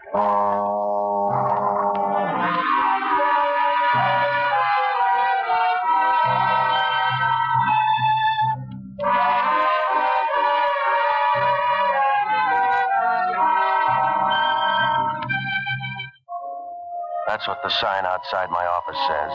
Pat Novak for hire. Or you can set it to music or put it up in neon. But down here on the waterfront in San Francisco, you're too busy staying alive to worry about the next guy unless he's pointing a gun. Most of the time, you got as much chance as a fly-papered fly on his solo flight. But it works out. Oh, I rent boats and do anything else to keep my stomach and my conscience running even. It's like juggling hot marbles on a high wire, but it's a living, and you haven't any more kick coming than a swimmer diving into an empty pool. I found that out last Tuesday night. I was sitting in my office after dinner, watching the fog stream through the gate and wrap up the bay for the night. Up on Russian Hill, the lights were just going on in the $1,000 a month apartments, and right away you got a picture of warm rooms and cold martinis. I guess I was feeling sorry for myself, so I started to page through an old address book full of bad debts and tired memories. I was getting older by the page, and the regrets were piling up around my knees when the phone rang. Novak talking. This is Father Leahy, Patsy. Are you busy? Yeah, Father. Tearing up old phone numbers. Are you reforming or angry? Neither one, Father. They just wore out. You sound sad, Patsy. Expect them to last forever? Nothing's that good. What's on your mind? I want to ask you a favor. Make it a small one, Father. I'm all out of big ones. It's a small one, Patsy, for you. Yeah, another customer told me the same thing, Father. His brother was on the way to the chair. He wanted me to smuggle in some rubber underwear. I'm asking, Patsy, not begging. Okay, Father. What do you need? Can you see me in about an hour, right after the evening rosary? When's it over? Oh, about 8:30. But don't be afraid of coming early. No, I'll take a rain check on that, Father. That's what Noah's friends used to say. I'll see you at 8:30.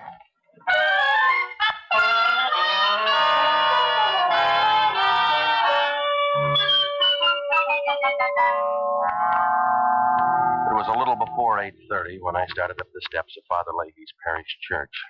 I figured the services were over, so I hung around in the vestibule for a couple of minutes, trying to look like a part-time bell ringer. The last few people straggled out, and then an altar boy came out and gave me the high sign. He was a clean, Irish-looking little kid with a face the size of a minute and just about as young. Are you Mr. Novak, sir? Yeah, that's right. You the lookout? I'm an older boy, Mr. Novak. My name's Jake Siegel. Little Jake, Father calls me. Yeah. Well, where's Father Leahy now, Jake? He's back in the sacristy, Mr. Novak. He wants you to wait inside here. No, this'll do. I'll wait right here. No, sir, Mr. Novak. I'm sorry. Father says to be sure and bring you inside. Okay, little Jake, lead the way.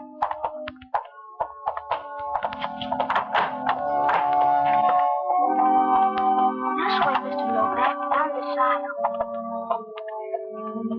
I guess I was too busy trying to act like I knew my way around to pay much attention to a fat, chunky little guy when he stood up in the back pew a couple of aisles over. Little Jake seemed to peg trouble in the air. Mr. Novak, that man back there, what's he doing? All right, Quinlan, here's your payoff. Turn around and take it. Jake, get down. Mr. Novak, look out, look out!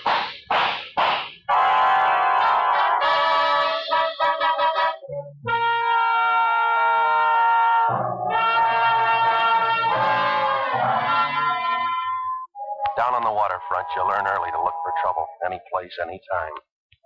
You can find it at the top of the mark or at the bottom of the bay, but this is the first time it caught up with me in the middle of a church. The lead got as thick as confetti on New Year's Eve. I spun around and I made a dive for little Jake, but I wasn't soon enough. He went down like young wheat in a hailstorm.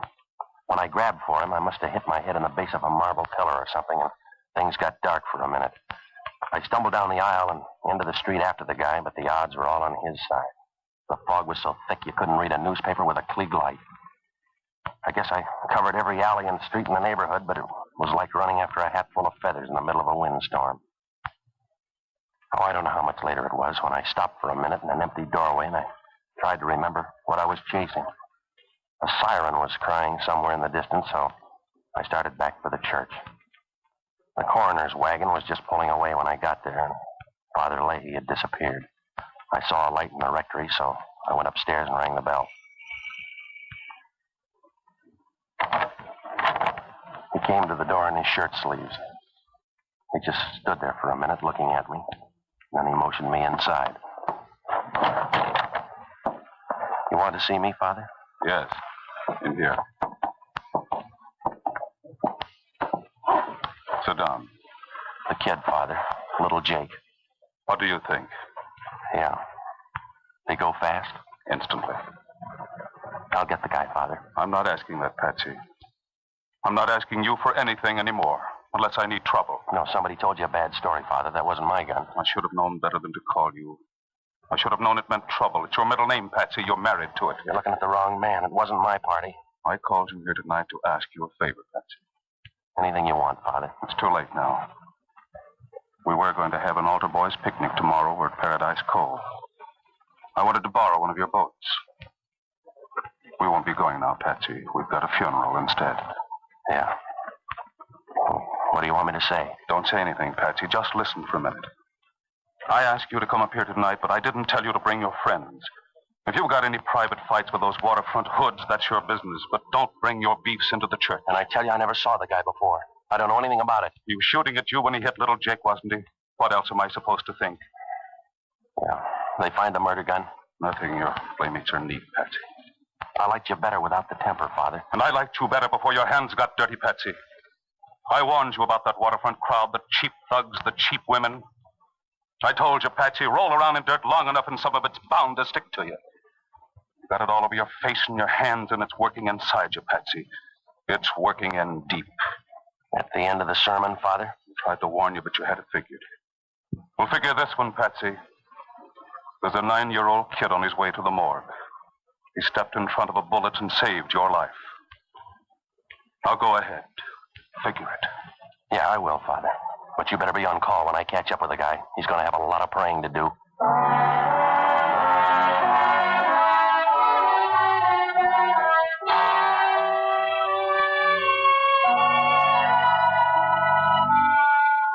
When I left Father Leahy, I checked in at the church for one more look around. A couple of red-faced Irish cops in uniform were wandering around the vestibule, trying to look at home and chewing gum like mad to kill the beer on their breath.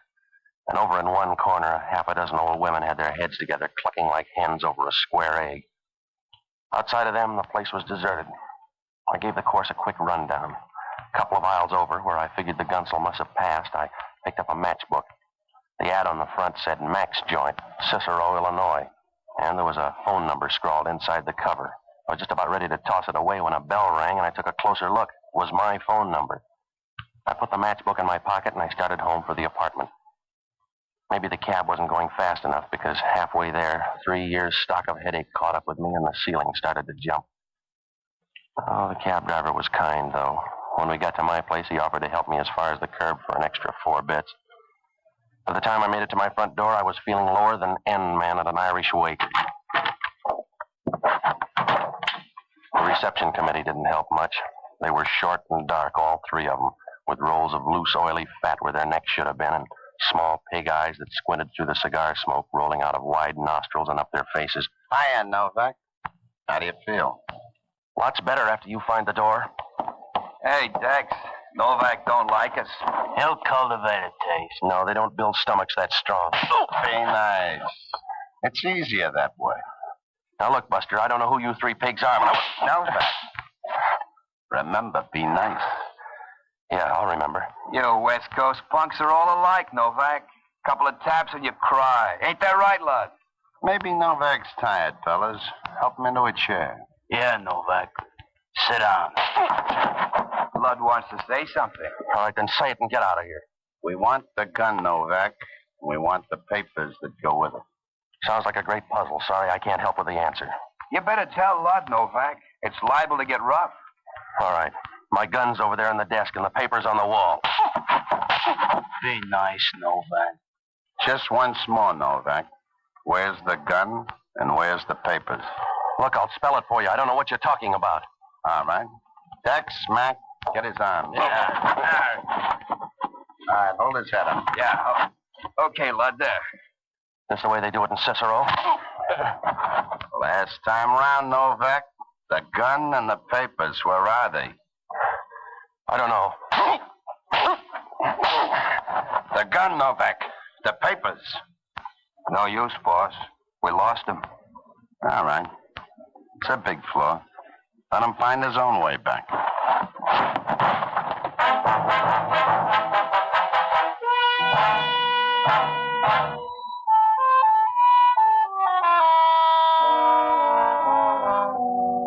Well, it was a long night for summer. When I woke up, the sun was bleeding through a rip in the blinds, and there was a funny smell in the room. My stomach felt like a piece of practice rope at a Boy Scout class. And then the room got noisy. You wake up slow, Novak. Have a hard night? Oh, you're never on time for the party, are you, Hellman? I'm choosy, Novak. I don't like your friends. All right, then take up social work. What's the occasion? I got a phone tip. Thought I'd drop up for a visit. Having fun? Yeah. There's a gal in the kitchen bored to death. Huh? Take a look. She took it hard. Who is she? Sally Kimbrough. That's what her driver's license says. She a friend of yours? How would I know? Even her mother couldn't tell. Messed up, isn't she, Novak? Must have been a rough party. I wouldn't know, Hellman. I closed early. At your joint, what happened? I said I closed early. 3 Gunsels were drinking my scotch when I got home about 10:30. They were anxious about a gun and some papers, and they figured I could put them straight. I couldn't, so they laid me out. Now tell me how sorry you are. I bleed for you, Novak. Now let's have it straight. That's as straight as you're going to get it, Hellman. If it's not exciting enough, try Esquire. You talk brave for a punk in hot water. I'm not going to scream till it burns. Then you better start practicing, Novak, because I'm going to burn you. You better hurry, Hellman. Your pension's catching up with you. Watch your mouth, Novak. You're not talking to your Gunsel friends. Now, that's hard to tell, Hellman. You both use the same technique. Now, show me the warrant before I start charging your rent. That dame's body is all the warrant I need, Novak. Now talk. How did you get so dead? I told you once. Pick up the 3 Gunsels and ask them. What they look like? Like you. A size smaller. They're from the east, around Chicago. What else? They wouldn't leave their birth certificate. Go ahead, smart boy. Get in all the laughs you can. But don't ask me to con the parole board for you. Oh, I don't know, Hellman. You won't be there. Maybe I'll like prison life.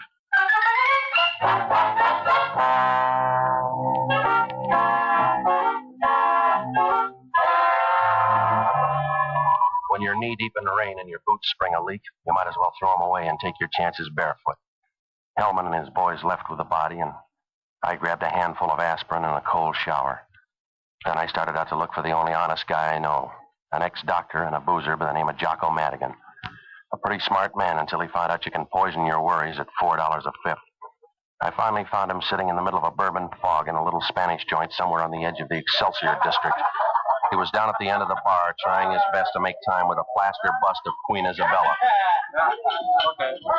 Pepsi, you're just in time for a short one. Bartender, hand me that vase. Come on, Jocko, sober up. I got to talk to you. Patsy, here's to your own peculiar brand of happiness. Jocko, will you cut it out? Patsy, I don't mean to be rude or ungentlemanly, but I don't think I altogether approve of the clientele in this place. Yeah.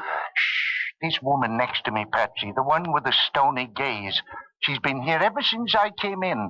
And I don't mean to be uncharitable, but I think she's the picture of a perfect boy. All right. Patsy, to a member of the old Castilian school, there can be no excuse for the conduct she's exhibited. Why, do you know I was even good enough to buy her 3 rounds of Portuguese brandy, imported, mind you. But what do I get for my pains? Not even a civil thank you. All right, Jocko. I've been sitting here in the most gentlemanly way, sipping this delicate nectar in great mouthfuls and trying to keep the party going. But does she help? No. I've talked to her about politics, medicine, literature, Keats, Byron, Shelley, Nick Kenny. Well, I've even talked about the weather. Jocko, she's a statue. She's a simple oversight, Patsy. Might happen to anyone. Listen a minute, will you? I'm in trouble. You're always in trouble, Patsy, and that's the way you'll stay till you find some kind of moral rudder. You've got to find direction instead of trying to be so righteous in an evil sort of way. Get in tune with our decaying civilization. Like me, Patsy. Why tempt the fates?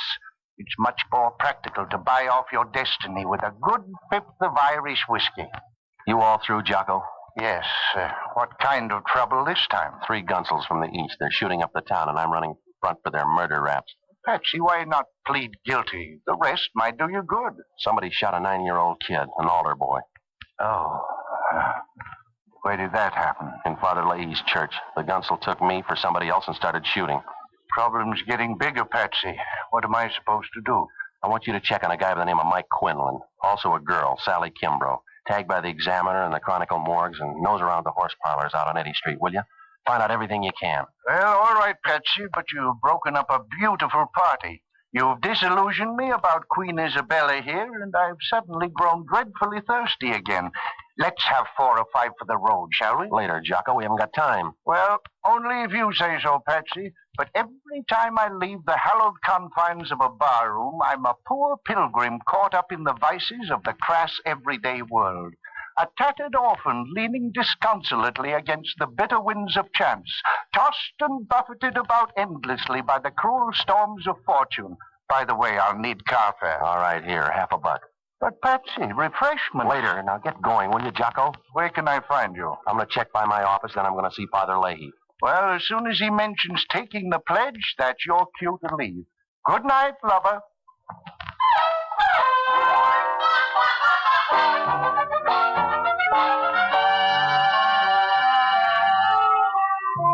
I left Jocko, I caught a cab downtown, and on the way I started hunting for just a piece of the answer. But all I got was questions. Who were the three Gunsels, and what was the stuff they were after? Mike Quinlan, where did he fit in? And that dead girl in my apartment, who did she belong to?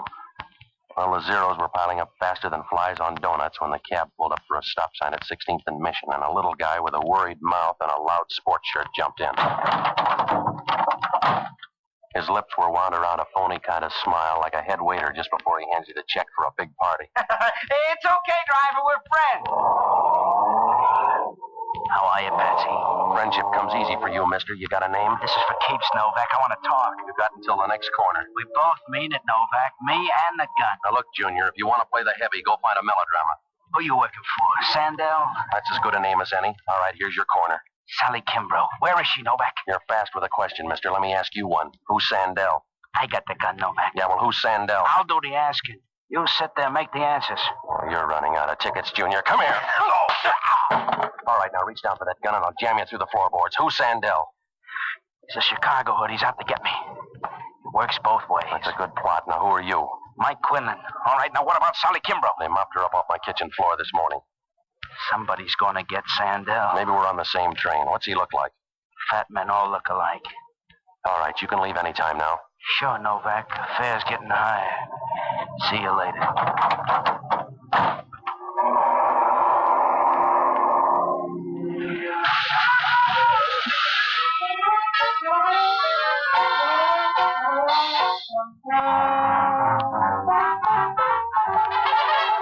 Well, the whole thing went faster than a Mexican divorce. The black sedan pounded by on all 12, and Quinlan folded up like a playpen in a high wind. We tried to follow the car, but it would have been easier to win the Kentucky Derby on a pogo stick. So I went back to the corner where Quinlan was still hugging the cement. He was draped over the curb like a tired carpet, and if his suit was a brighter yellow, he could have passed for a loading zone. Hellman was there with all his relatives in uniform, so I told the cabbie to drive on. I just couldn't seem to shake the picture of little Jake when he went quiet in that church. Well, when I got close to a phone, I paid off the cabbie and I put in a call to Jocko. I called Newton at the Examiner morgue, and he said that Jocko had just left, so I called Breen's. I asked for the guy who was drinking the cheapest whiskey in the tallest glass. Jocko Madigan speaking. This is Novak. How'd you make out? Let me tell you about these pack of newspaper men down here. Men of high birth, Patsy. True breeding. They like scotch almost as much as I do. What'd you find out about Quinlan? My Eddy Street informants tagged him as an ex-con, Patsy. Sent up for armed robbery in 1940 and paroled about 2 weeks ago from Joliet. Quinlan had a few dealings with a man named Lud Sandell.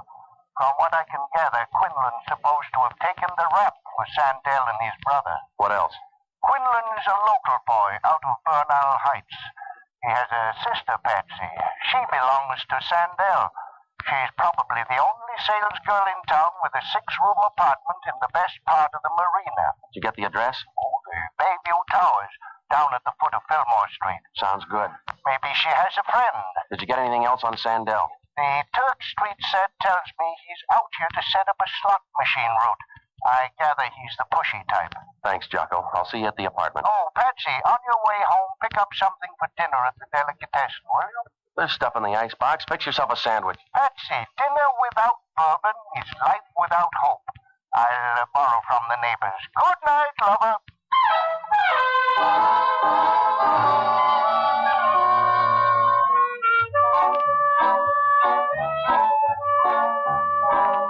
When I hung up, I caught a D car out on Van Ness Avenue, and I headed down into the marina. The answer box was still fat with questions, and little Jake's killer held a 4-lap lead, but at least the field was getting thin. I figured it was 1 out of 3. Sandell or either one of his Gunsels, but which one? Well, when I got down to the foot of Fillmore Street, the fog was thicker than ankles at a fat ladies' convention, and the foghorns out beyond Yacht Harbor started on overtime. The Bayview Towers was one of those swanky, new-looking places that gets old in a hurry. It saw lots of brass and brunettes during the war, but now the only uniform left belonged to the doorman. I found Quinlan's sister in the penthouse apartment. And when she opened the door, you felt like Clyde Beatty with a broken chair. Her lounging pajamas reminded you of a good butler. They came in and went out at the right places, and they stayed close to the job. I Felt like the Fisk boy after somebody blew out his candle. Ah, talent on the loose. Won't you come in? Yeah, it'll save time. My name's Novak. I got some news for you. I'm Bobby Quinlan. Don't go so fast. I'm looking for answers, lady. If you want a companion, advertise. Your brother's dead. Sandell shot him. My, such a big imagination, Mr. Novak. Why don't you relax? Here. Look, I got proof in my pocket, baby. You want the rest of this couch now? I've been lonesome, Novak. It's going to get worse with your brother gone. Take a look at the paper. Later, Patsy. Yeah, you've been practicing. You're getting weak, Patsy. I can feel your heart pounding. Yeah, now let's quiet down and talk murder, shall we? Patsy, you're hurting. You're hurting me. Where's Sandell? Please, Patsy. Where's Sandell? Where is he? Patsy, my arm. You'll break it. I'll tear it off and throw it away. Now, where's Sandell? I don't know. I swear I don't. He killed your brother. He shot him down on the street. It's a bum joke, Novak. All right, if you won't believe me, take a look at this chronicle. Right there on the front page. You're lying, Novak. Look at it. No. Sandell promised. Promised he wouldn't touch Mike. Why complain? Think how Mike feels. Now, where's Sandell? He's down at the hotel. The Durban Arms on Eddy Street. He lied to me, Novak. I played it straight, but he lied to me. Yeah, you're a mistake, baby. I'll see you later. Don't leave, Novak. Body just died. Dex, why'd you do it? You lied. You and Sandell, you promised me. And you killed him. Him or us, sweetheart. Somebody had to go. Like that altar boy, huh? Got it once, Novak. It's tougher the second time. There's no second time, Dex. All right, sweetheart. Now take him back. Yeah. You finished even, baby. They promised me, Patsy, but they lied. He and Sandell, they killed Mike and they lied. Patsy, hold me. Hold me, Patsy. Sorry, baby. You make this trip alone.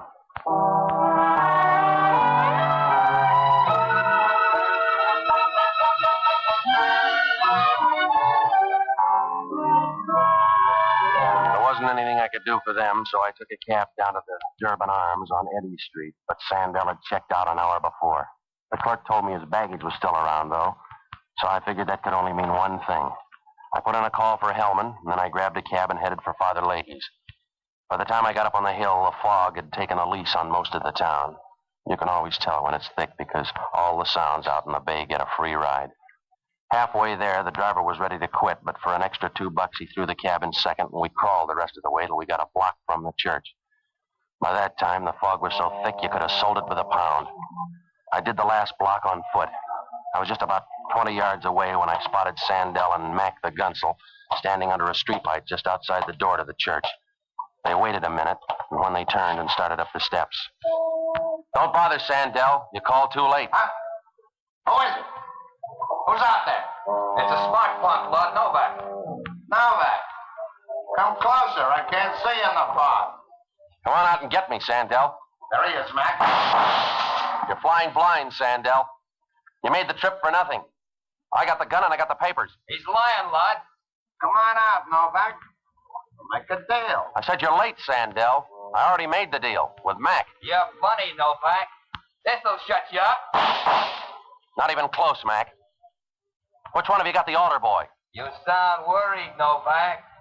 You want to tell him, Lud, or should I? Mac deals a lot better than you shoot, Sandell. Ask him about it. Huh? What's he saying, Mac? He's saying nothing, Lud. He's talking crazy. Let's go out and get him. Ask Mac about this afternoon, Sandell. Ask him where he was when Dex got it. Ask him how I got the gun and the papers. He's crazy, Lud. I'm not so sure, Mac. Don't be a sucker, Lud. Novak's playing cute. Sorry, Mac. You took the chance. He's conning you, Lud. He's lying. Could be, Mac, but I can't chance it. Not you fool! All right, Sandell. Now it's just you and me in the fog. Come on in, Novak. We'll work a deal. Come in where I can see you. All right. That's 5 shots, Lud. You got one left to make good on. All right, Sandell, now we're even. Come here. Let me go, Novak. Yeah. Lay off, Novak. What'd I do to you? Cut it out, will you? You didn't get hurt. Talk to that altar boy, huh? I didn't mean to hit the kid. Oh, I'm sick of your mouth. All right, Novak, that's enough. Novak, I said that's enough. Yeah. Let go of him. This Sandell? Yeah, that's him. A few minutes ago, we could have booked him for murder. You can have him now, Hellman. You saved the state some money, Novak. Neck's broken. That you, Patsy? Over here, Father, on the steps. Hello, Inspector. Father? This the man, Patsy? Yeah, Father, that's him. I'll pray for him, Patsy. Why waste it, Father? It wasn't worth it. They said the same thing about two men on a hill in Calvary.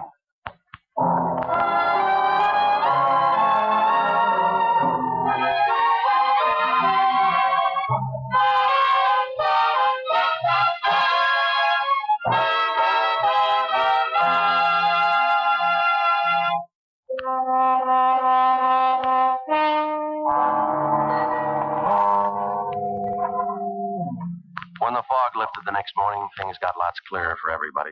The story was the cheap earthy kind, but then so were the characters.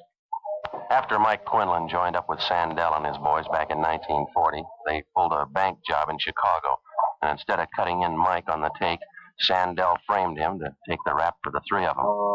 Then Sandell came west to operate and lined up Quinlan's sister for his girlfriend. By the time Quinlan was paroled, he was fast on Sandell's game, and he had lots to beef about. He lined up enough good evidence to put Sandell and his two boys away for life, and then he threatened to spill it if Sandell didn't cut him in for his share of the job and stay white of his sister. Sandell wasn't generous, and he wasn't genteel, so he played along with his tongue in his cheek and a gun in his pocket. When the time came to swap money for evidence, Quinlan picked the church for a trading ground because that's where he'd hidden the box with the evidence. That's where we finally found it. The deal was all set to go when something scared Quinlan off, and Sandell came in, mistook me for Quinlan, and hit little Jake. Sandell's boys tried to get at Quinlan through his girl, Sally Kimbrough, and when she wouldn't spill, they killed her and planted the body in my apartment to take care of the opposition. Mac and Sandell were in the black sedan when it finally caught up with Quinlan in the alley off Mission Street. Well, what did I get out of all this? Nothing. Father Leahy took Jocko to dinner at Lupo's a couple of days later. Jocko's bar bill read like a Social Security number. Hellman asked only one question. How could Father Leahy ever pay for a dinner check that big? I don't know, but when he got back to his church, I noticed he slipped an IOU in the poor box.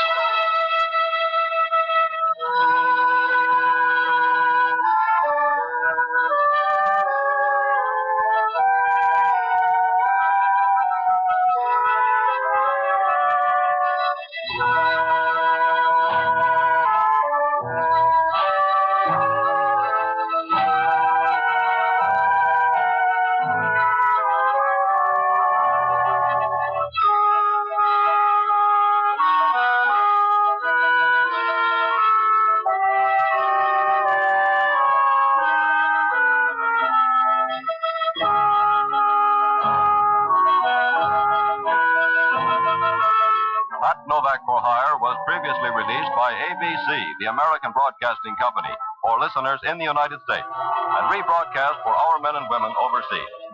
This is the United States Armed Forces Radio Service, the voice of information and education.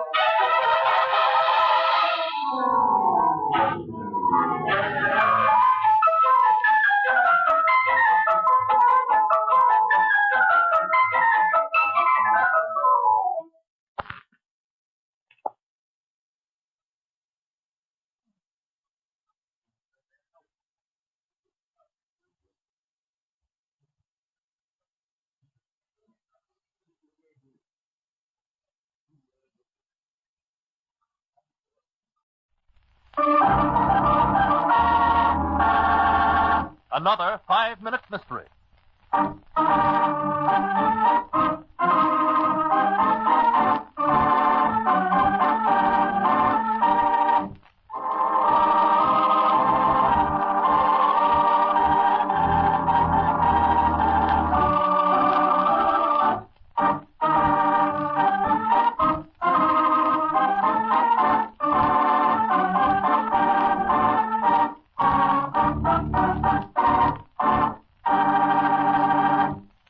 Martha, I have something to ask you.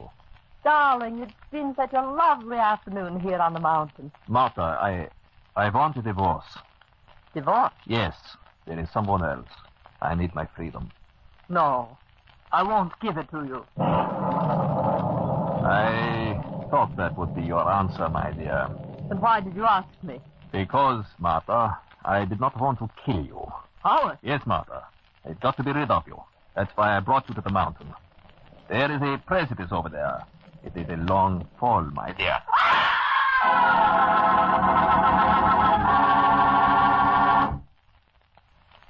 We might as well begin with a description of the events leading up to your wife's falling over the precipice. As you wish, Sergeant.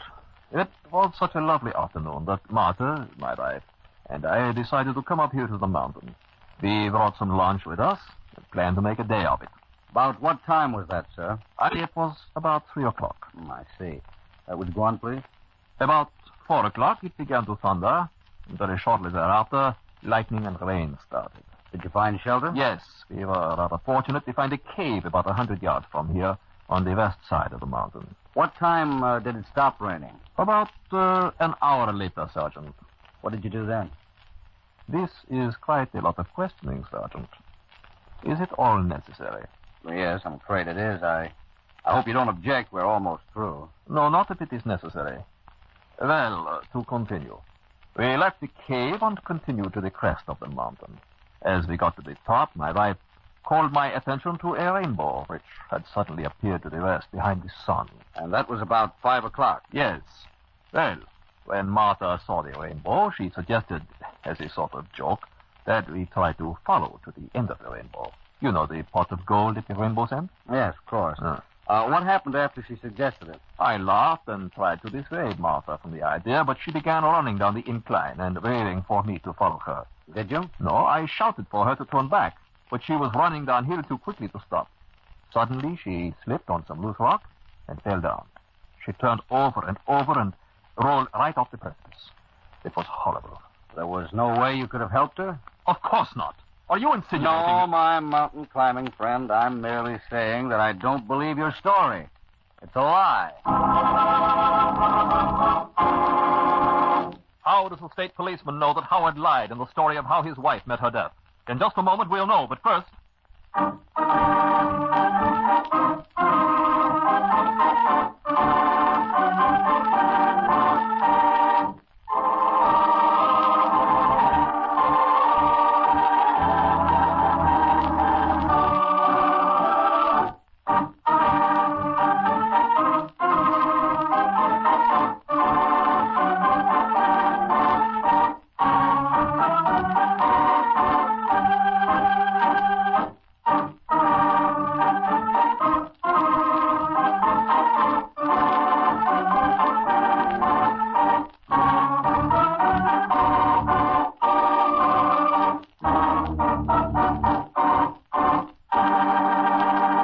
And now, back to our story.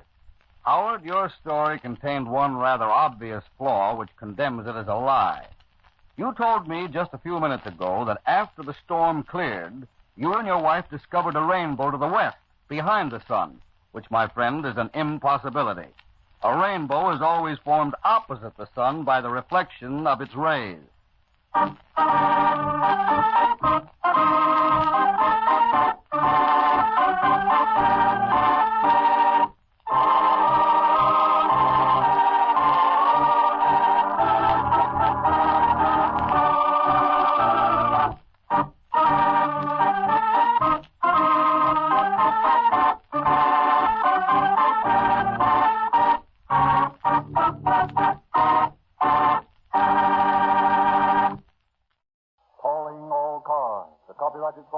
created by the Rio Grande Oil Company.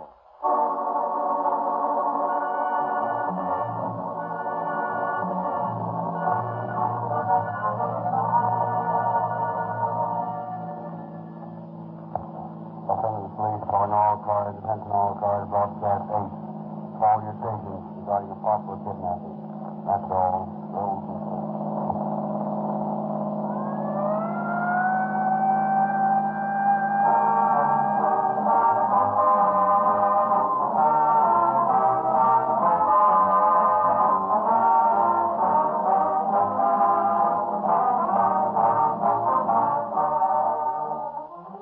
It is 5:30 in the evening, the rush hour in the big city, the peak hour for accidents.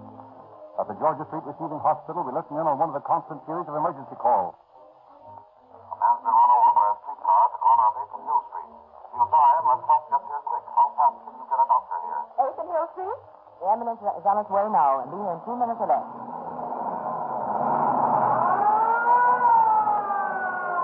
And so it happens hundreds of times a day in the many cities and counties where Rio Grande cracked gasoline powers the ambulances and emergency cars.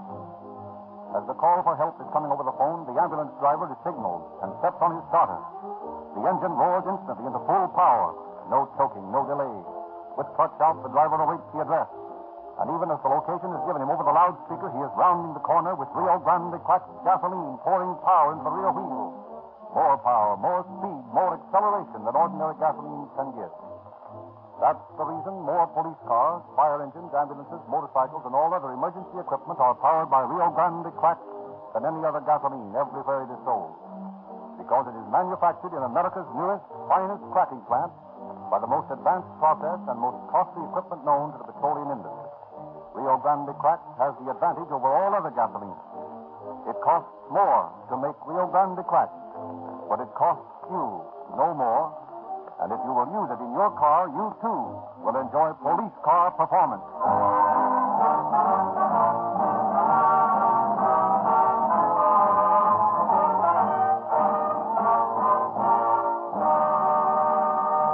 And now it is our pleasure to present Chief James E. Davis of the Los Angeles Police Department. Chief Davis. Good evening, friends. When the bootlegging racket was abolished by repeal, the organized gangs of criminals in this country turned to the snatch racket as the next easiest way of making a dishonest livelihood. We had an epidemic of kidnapping. Wealthy people were in constant fear. Many employed bodyguards. Then the law enforcement agencies of the country arose in mass to crush out this new threat to law-abiding citizens. They succeeded so well that practically every kidnapping mystery has been solved and the culprits placed behind the bars with good stiff sentences to serve.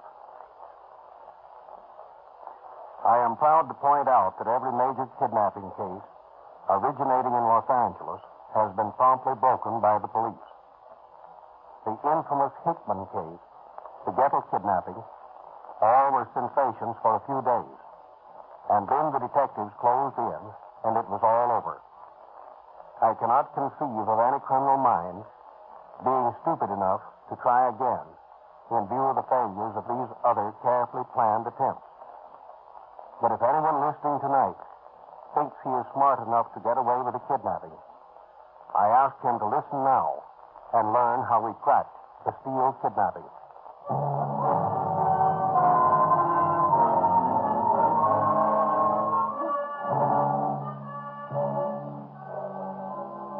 Tonight's dramatization is based on the famous Steele kidnapping case.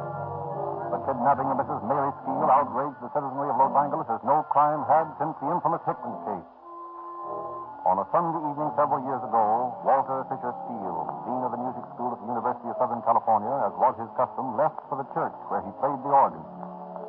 Shortly after his departure, Mrs. Steele, all alone in the house, was summoned to the telephone.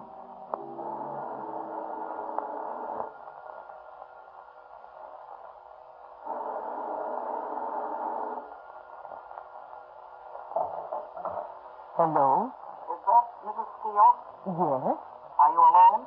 Yes? I don't want to frighten you, Mrs. Steele. What's the matter? This is the emergency hospital. Yes? What is it? My husband? Yes. Is he? He's been injured in a traffic accident, Mrs. Steele. Oh. He's not in danger. Oh, thank heaven. But the doctor thinks it best for you to come over here. Yes, yes, of course. We'll send a car for you. Very well. I'll get ready right away. Thank you, Mrs. Steele. Goodbye. Goodbye. Oh, poor Walter. I should have asked her how it happened. Now, where did I leave my hat? Oh, yes. And my coat. Oh, here it is. I must call Franklin. Oh, why don't I put that coat doesn't slip out. I must mend that lining. Now, let's see. What is Franklin's number? Oh, yes, I remember. Oh, dear, poor Walter. Oh.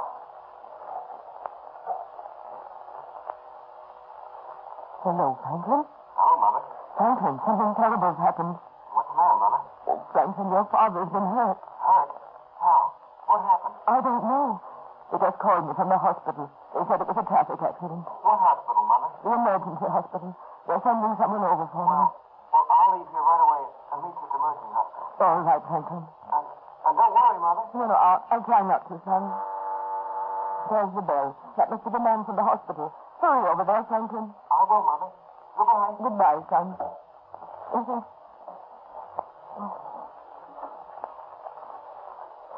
Is he all right? Yes, ma'am. He's resting very well. Is it serious? Well, I really don't know much about it. And just an orderly. Are you ready, ma'am? Yes, I think I've got everything. Let's see. Oh, yes, my glasses. All right, now. You can go now.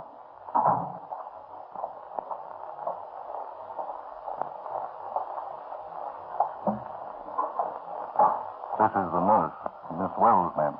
Maybe she knows more about it. How do you do, Mrs. Steele? Tell me, is he badly hurt? We don't think so, Mrs. Steele, but we wanted you to be with him.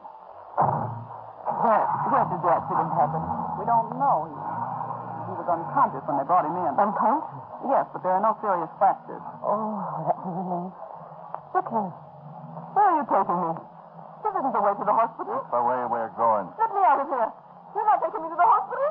Help! Shut up. Now listen, Mrs. Scale. You're going for a ride with us. And if you know what's good for you, you won't make any noise or cause any trouble.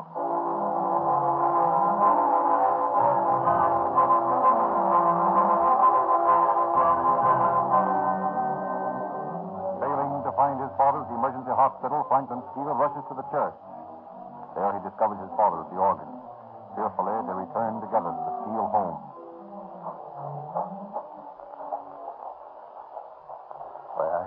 I can't understand it, Franklin. Well, somebody must be playing a joke on you. One of the students, perhaps. It's rather a grisly joke. It doesn't look as though Mother's home. Here, Father. Let me open the door. Your hand's shaking so. Well, the house is dark. Oh, Mary? Mary? Let me switch on the light. There. That's better. Franklin, she's not here. Oh, don't get excited, Father. Oh, hello, what's this? What? A letter. Here, stuck under the door. It's addressed to you. It says on the envelope, Walter Fisher Steele. If ever there was a time to be careful, it is now. Oh, here. Let me have it.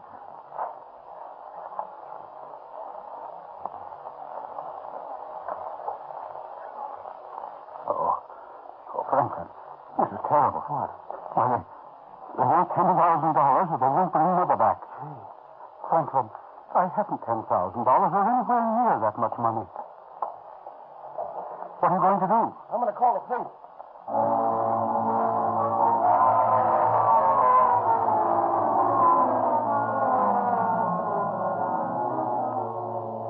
A short while later, Mr. Steele and his son are explaining the circumstances of Mrs. Steele's disappearance to Detective Lieutenant Paul D. Pittman and E.D. Kopnitek and Chief of Detectives Joe Taylor.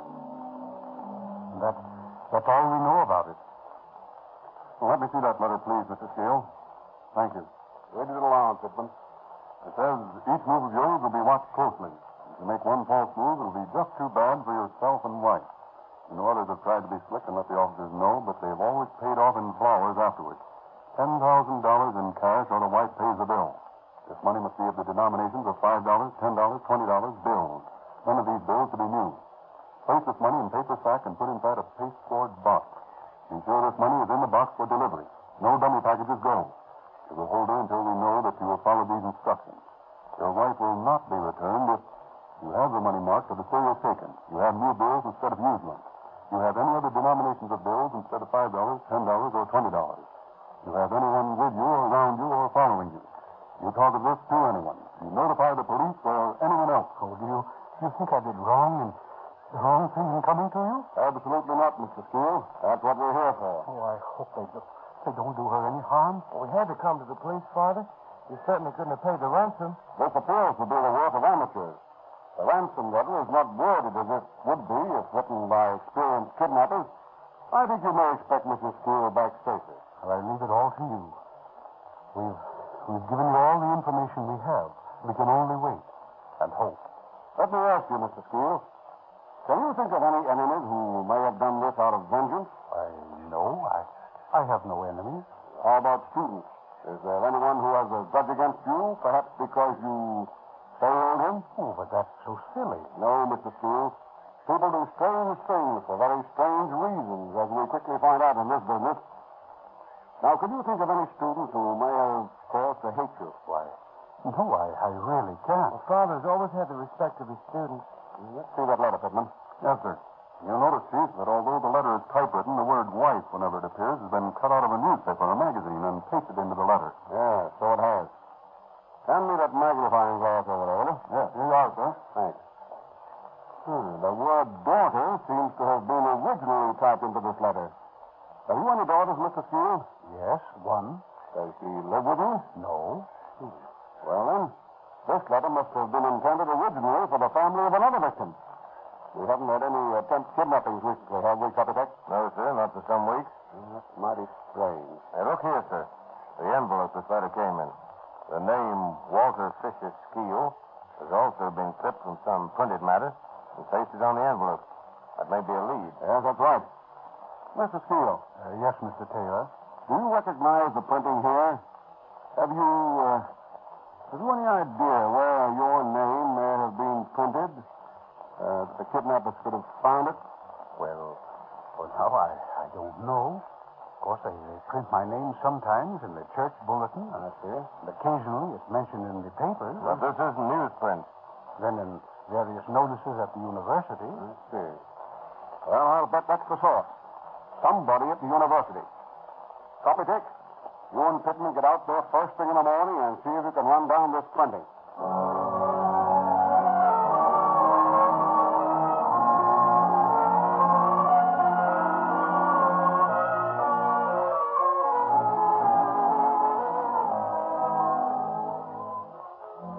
At the university, Detectives Copytech and Pittman are given the utmost cooperation by the sympathetic colleagues of Mr. Steele. They interview Mr. Cleo Foster, Assistant Superintendent of Buildings. Mr. Foster, you can be of great assistance to us. I'll do anything I can.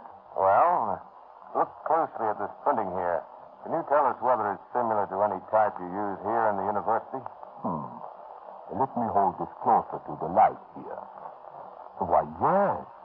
That was clipped from one of our university bulletins. It's the only publication we print in which that particular typeface is used. Now we're getting someplace. Maybe. Here, I'll show you what I mean. Here's the pamphlet, and here on page 11, see?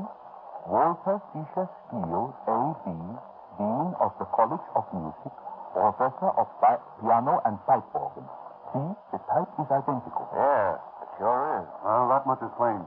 Somebody connected with the university wrote that ransom note. Yeah. And all we have to do is to find out the guilty person among 7,000 students.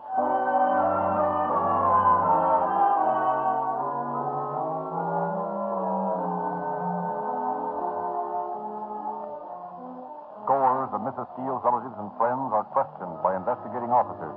Inquiry is made among Dr. Steele's students at the university. And nowhere can a possible enemy of either husband or wife be found. Early Monday afternoon, Chief Taylor lays out the only plan of action open to the officers. Well, we'll have to appear to meet the demands of the kidnappers. We'll take them their ransom as the note directs. But, Chief, I haven't that much money. That's all right, Mr. Steele, I know. We'll make a dummy package.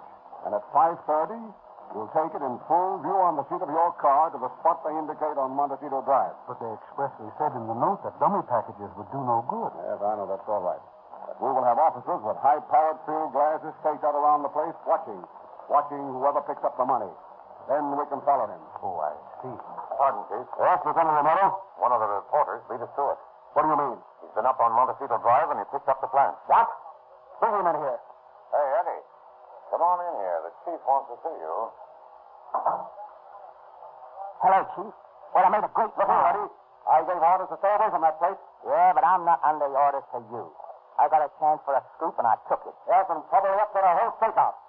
What did you find? These. This box was in the bank where the letter said it would be. But it had this note in it. It says, walk to the left across street to bank. Here will be final instructions. We like tricks, but prefer to keep them out of business. Then across the street, I found this note attached to this cord. This note says, tie package salary to this end of string and go on. There's about 250 yards of string. Well, you sure are a great help, Eddie. You donkhead, you. You probably scared them away now and spoiled our whole plan. Romero? Yes, sir? Take these things back up there on Montecito. Yes, sir. And you go with him, Eddie, and show him exactly how you found them. Okay, Chief.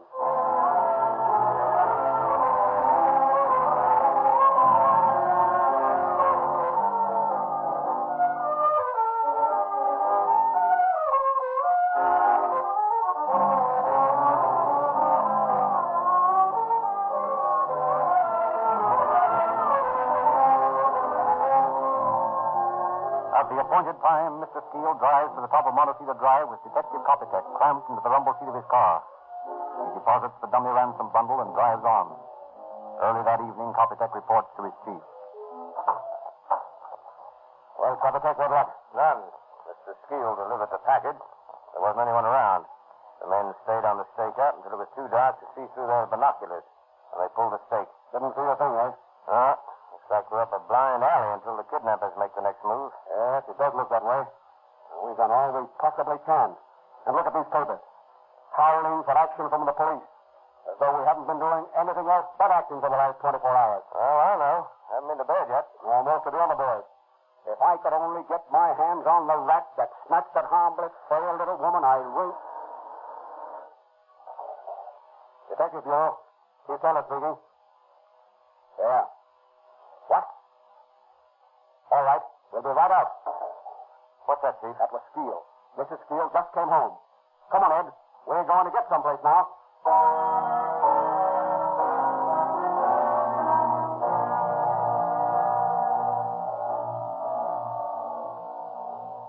Exhausted and upset as she is, Mrs. Steele pluckily recites the story of her experiences at the hands of the kidnappers to an interested audience of detectives. And when I screamed, he put his hand over my mouth and shut off my breath. I'd almost gotten the door open. Then the woman stopped the car, and they tied a cloth over my eyes so I couldn't see. I fought them until my strength was exhausted. Is that where you got your face scratched, Mrs. Steele? Yes. And that's the only time they were rough with me. They told me that if I didn't cry out or make trouble, that they wouldn't harm me. So I agreed. We sort of made a bargain. Could you describe the man and woman who kidnapped you? Well, I didn't get a very good look at the girl, but the man was stockily built. He was of medium height, shorter than Mr. Steele, and he had a ruddy complexion. He really was a nice young man, and he treated me very well. What, Mrs. Steele? Well, I told him I wouldn't double-cross him. But I feel somehow that in telling you gentlemen about him, that perhaps I'm doing just that. You can't double-cross a criminal, ma'am. You owe this man nothing. It's your duty to help us put him in the penitentiary, if possible. Well, if what I can tell you will do any good in saving other innocent people from such an experience, I guess then it is for the best. Of course it is, Mrs. Steele. Tell us, Mrs. Steele, did they feed you at all while you were in the house? Oh, yes. This morning I had some coffee and prunes for breakfast, and this afternoon they gave me a bowl of tomato soup. They wanted me to eat more, but I wasn't hungry. I was so excited. Naturally. You haven't told us how you managed to get away. Oh, well, that was very strange. This afternoon my guard announced that he would take me home tonight. And so we left that house about 7 o'clock, and he drove me within 2 blocks of my own house. I walked home from there. Oh, yes, and then he told me that he needed money badly, and that I should try to raise $5,000 for him. He said he'd call in a few days and say that it was Mr. Smith, so I'd know who was calling. That's a strange way of raising money. Well, that's the amateur case. That's my opinion. Now, Mrs. Steele. Please, if you don't mind, I'm very tired.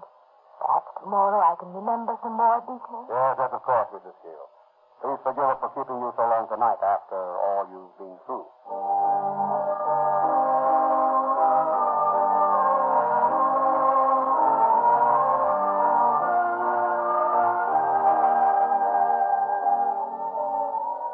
Questioning of Mrs. Steele the next day brings to light a little information regarding the layout of the house in which she was held captive.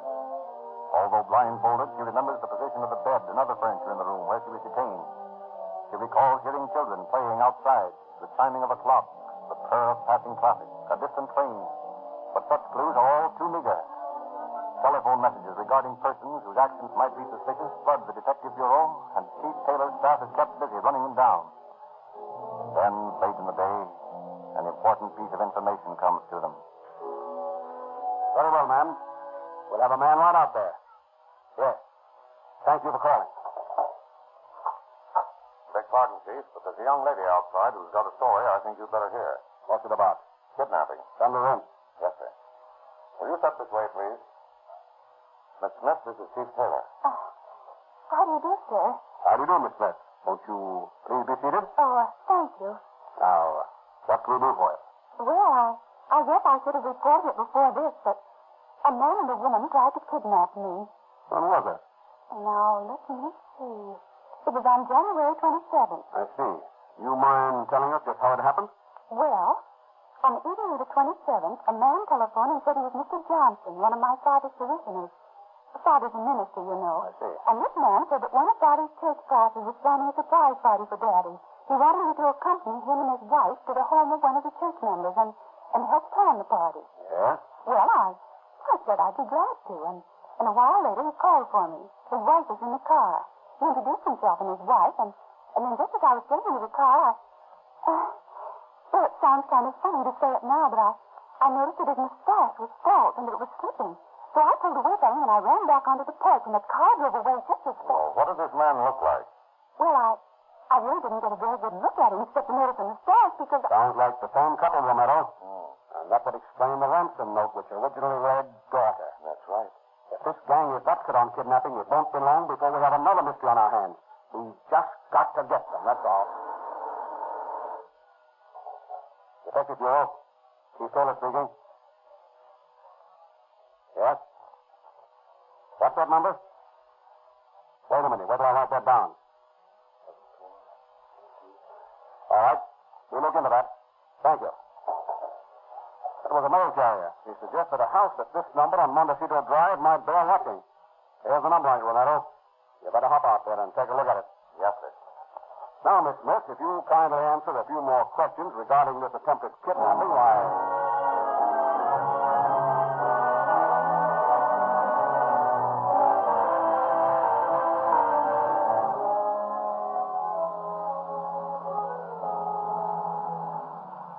Montecito Drive. What block is that on, Copytech? 1100 block. Hey, whoa, that was it. We just passed it. Pull up here. Dad, look. Montecito Drive winds up the hill. See, it switches back above us. Yeah. Don't you see right up there above us? That's the place where the ransom plant was. Say, sure it is. Well, the end of that cord comes within 50 yards of the back of that house. For the first time in there, we're getting warm. Let's get up there on that porch and see if we can do business.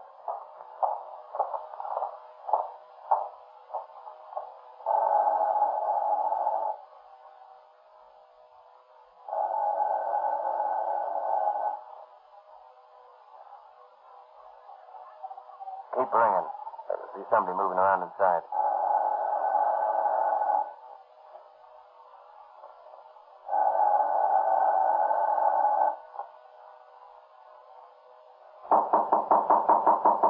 Here they come. What do you want? We're investigating a kidnapping case. I don't know anything about a kidnapping case. Just a minute, if you don't mind. We'd like to come in and talk with you. Well, all right. It won't do you any good, but you can come in. What's your name? Georgia Price. Age? 28. How long have you lived here? 2 months. And before that? In Long Beach. Can you give us the names of some Long Beach people who are acquainted with you? What for? So we can complete our report, Miss Hammer. What's that? I said Miss Hammer. I told you my name is Price. You live here alone? Yes. Well, then why is there mail here addressed to the Weller Pearl Hammer? Why, I... Never mind. Copytech, do you smell something familiar?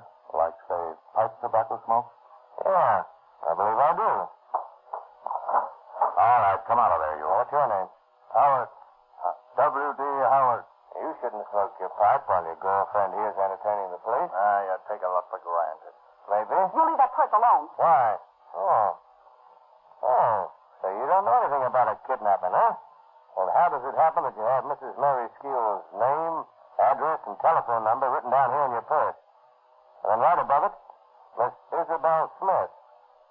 Now, you didn't do so good on that little job either, did you? Too bad your boyfriend here let his mustache slip. Quiet, you. The less talking you do now, the better for you. And here's a phone bill for a house on Buckeye Street in Pasadena. Made out to you. What's the meaning of that? My mother used to own that house. I haven't been there for several months. Bill, the bill is dated January the 10th, 1935. Come on, get on your hats and coats. You're going to the police station.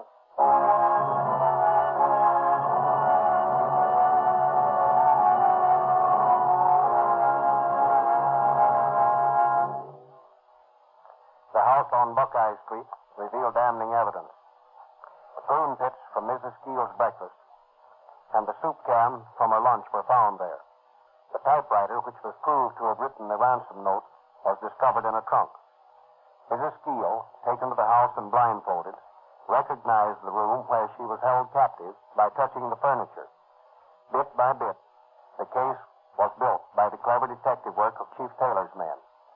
Howard arrogantly maintained his innocence until he was faced with his police record under his real name of E.M. Van Dorn, which showed he had served a term in San Quentin for forgery. Then he broke down and admitted his guilt, but pled for the freedom of Miss Hammer. The girl, faced with the confession of Van Dorn, alias Howard, also confessed.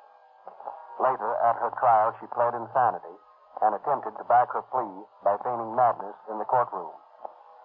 But the jury was unimpressed and found her guilty of kidnapping.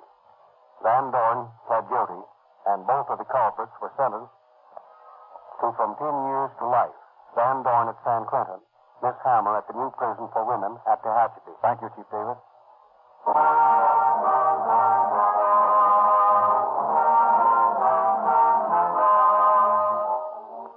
Hundreds of letters are received every day by the Rio Grande Oil Company from boys and girls who want to join Rio Grande's Junior Police Department. To these young people, Rio Grande has distributed several hundred thousand police badges, Sam Brown uniform belts and pistols, handcuffs, detective microscopes, and fingerprint outfits. 15 free gifts in all. Get the latest copy of the Calling All Cars News. It's free wherever Rio Grande cracked gasoline is sold, and read all about the Rio Grande Junior Police Department. And while you're in the Rio Grande station, check your oil. If you're due for a drain, we ask you to try Sinclair Motor Oil. The oil in Sinclair tamper-proof cans is millions of years old, yet it's the finest oil on the market, refined to meet the needs of the new high-compression motors. You'll find your motors quieter with Sinclair Motor Oil, and your car runs smoother, faster, because all wax and useless petroleum jelly is removed to leave only pure oil that lasts longer and never fails to give perfect lubrication. Rio Grande guarantees you'll be satisfied with Sinclair, Pennsylvania, or Sinclair Opaline Motor Oil.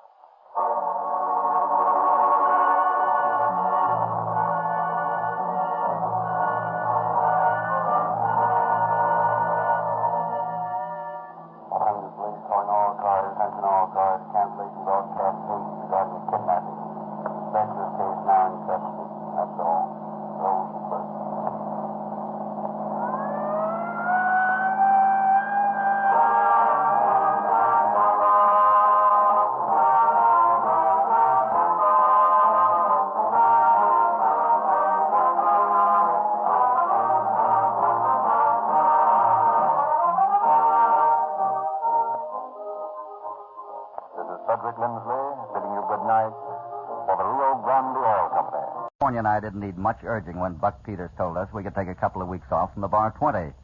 We'd been mighty busy the past few months, and a change of scenery sounded good to both of us. That's how a few days later, we happened to stop by the Wilsons' Flying W Ranch outside the little town of Navajo Springs. The Wilsons were old friends of California's. I tell you, California, Chet's just going to key right over when he sees you. How long has it been, anyhow? Oh, I don't know. Must be 3 years now, I reckon. 2 years and 4 months is what it's been, Mom. Now, Fran, how do you know how long since California was here? I remember it was right after my 17th birthday, and he brought me that hand mirror all the way from Santa Fe. By golly, she's right, Sarah. And sakes alive. Don't seem that long ago. Oh, I don't know where the time goes. Sure slips by fast, all right. Where'd you say Chet was? Oh, he's just going over to Farley Vincent's place. He ought to be back before long now. Farley Vincent. Name sounds familiar. Sure. You've heard Chet and me speak of him. He's the feller who owns the big Rockin' V outfit over west. Oh, sure. Ain't he the one that loaned you all the money when you was having such a time of it? Yeah, he's the one.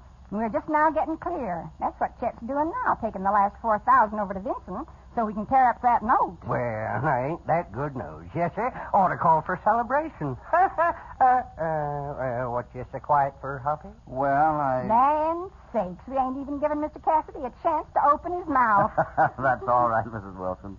I know how it is when you haven't seen old friends for a while. You go right ahead. Well, I knew California'd be glad to hear the news. We've had our troubles with the place here, but now they're all over. And just in time, too. Just in time? Yeah. She means we only had 4 more days left to pay the note, Mr. Cassidy. Oh, I think Farley Vincent was hoping we wouldn't be able to scrape up enough to pay him off. He'd probably like nothing better than to take over this ranch. Well, he's probably not the only one that'd like to do that. You're about the nicest grazeland I've seen in these parts. And plenty of water, too. Yes, sir. We're mighty lucky folks. Well, you deserve it if anybody does. But there's one thing I can't figure out for the life of me. What's that, California? I can't understand how a party gal here, like Fran, ain't got herself hitched up double by this time. California. I was wondering the same thing. Well, if she and Grant Barrett had their way about it, I guess they'd be married tonight. Mom, please. Listen. That'll be Chet now, I reckon. Good. I can hardly wait to see his face when he sees me. Yep, that's Chet, all right. The way he's getting off on that horse, you'd think he'd rheumatism. California, look. Come on, he's been shot.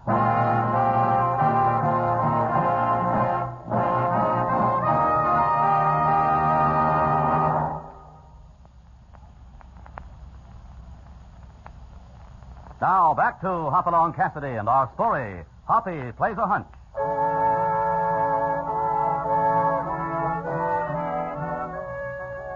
Hoppy and California were on a short vacation and stopped at the Flying W Ranch to see the Wilsons, old friends of California's. They found Mrs. Wilson and her daughter at home, but were told that Chet Wilson had gone to deliver the final payment due on a note which they owed Farley Vincent. When Wilson finally returned, California and the others rushed out to greet him, only to discover that he had been shot. Thank goodness it wasn't worse, Chet. Your leg will probably be stiff a few days, but that dressing ought to take care of it. Thanks, Sarah. I'm not worried about the leg. It's the money that's the worst. Now, we'll worry about that later. Fran and I'll go fix us all some supper now. I know you want to talk to California and Mr. Cassidy anyhow.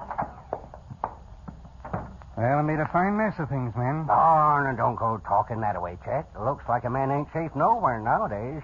What happened anyway? Did you get a look at the sidewinder that shot you, Mr. Wilson? No, that's the trouble. Whoever did it shot from some brush up ahead of me. That's about all I know, because right afterwards my horse reared and threw me. The same bullet that went through your leg grazed your horse's flank. Yeah.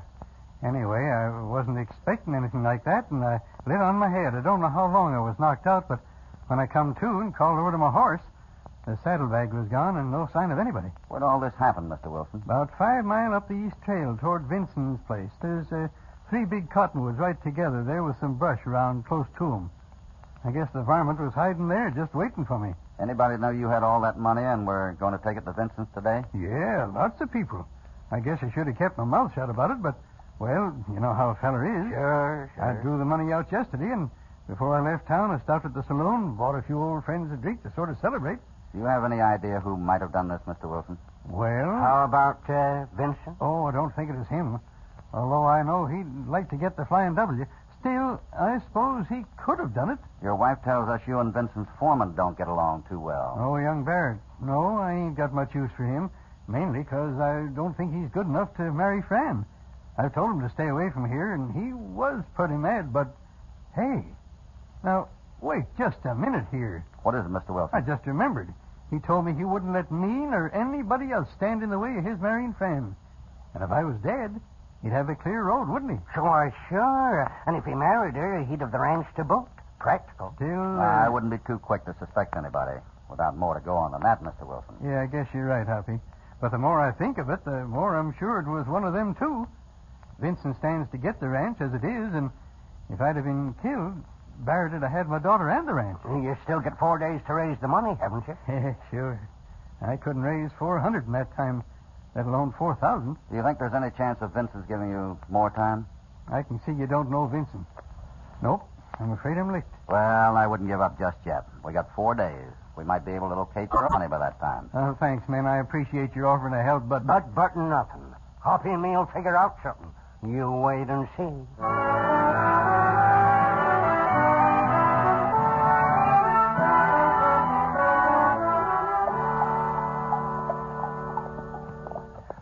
But Hoppy, we've been out here since sunup and covered every square foot within a half mile of where Chet was robbed, and we ain't found a single thing. I guess we might as well be... Wait a minute. Look over by that bush. Huh? What is it, Hoppy? I think it's what we've been looking for. Wilson's saddlebag. Come on. Yeah, fits it all right. There's a stamped on the flap. Let's have a look inside. Empty as my pockets just before payday. You didn't expect to find any money in it, did you? Why, no, of course not. But I don't see what good it's going to do us when, now that we found it. Well, maybe it won't do any good. Well, here, let me throw it in my horse and let's get going. Wait a minute, California. We're leaving it right here. I got an idea that might be worth trying. Huh? Just a hunch. It may not be any good. But we can't lose anything by giving it a try. Well, I suppose you know what you're doing. Come on. We still got to go see if Vincent will give Chet Wilson more time to pay off that note.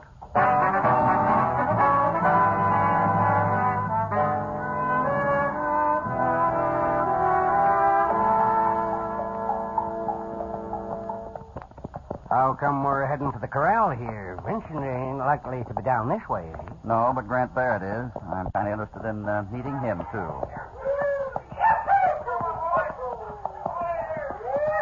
Holy smokes. Look at that fella sticking that bronc. Yeah, he's mighty good, all right. Boy, Grant, give it to him. Excuse me, fella. Huh? Oh, howdy. Is that Grant Barrett riding the bronc? Yep, that's him. About the best man with a horse or a six-gun you'll ever see, too. I never don't believe it.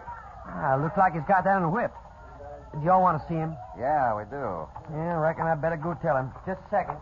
Nice-looking young fella, ain't he? Barrett, I mean. Yeah, but don't forget the old saying, California.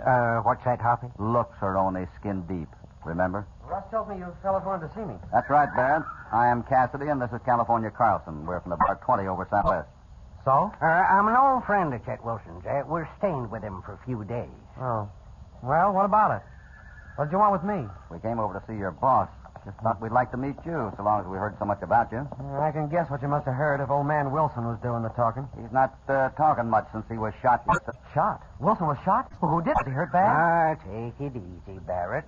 He just got hit in the leg. Not too bad. But the barman that done it stole $4,000 off him, too. Well, I'll be. Wilson was on his way over here to pay the money to Vincent.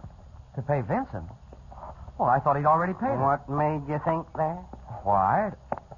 Hey, what business is it of yours what I think anyway? We're just interested in finding out who dry-gulched Wilson, that's all. You're acting like you think maybe I might have done it. Could have been you. Easy as enough. Why, you... Now, don't start accusing me of it. Take it easy, Barrett. Nobody's accused you of anything. Young feller, Hoppy's got an idea for catching the sneaking coyote, and it won't take... Quiet, California. We got more important things to do than argue. We better get up and see Vincent.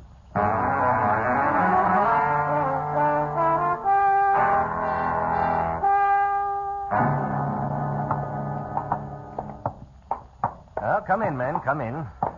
Sit down. Thanks, Mr. Vincent. So you're friends of Chet Wilson's, eh? He's a good man, Chet. Well, what can I do for you? If you're looking for work, I'm afraid you're out of luck. I have more men than I need now. We're not looking for work, Mr. Vinson. We came on business. Oh, well, that's different. Well, we come to see if you wouldn't give Chet more time to pay off the note you hold in his place. He was shot and robbed on his way over here yesterday. What's that? That's right, Vinson. Somebody got the $4,000 he was bringing to you. Why, that's outrageous. Must have been a pretty bold gunman to pull something like that in broad daylight. Well, whoever it was didn't take any chances riding in the bush and not giving Wilson any warning. And that $4,000 was practically all the money Chet had. We thought if you could give him another 90 days, he's got stock that'll bring that much by then, so you wouldn't be taking any chances. Well, this puts me in an awkward position, men.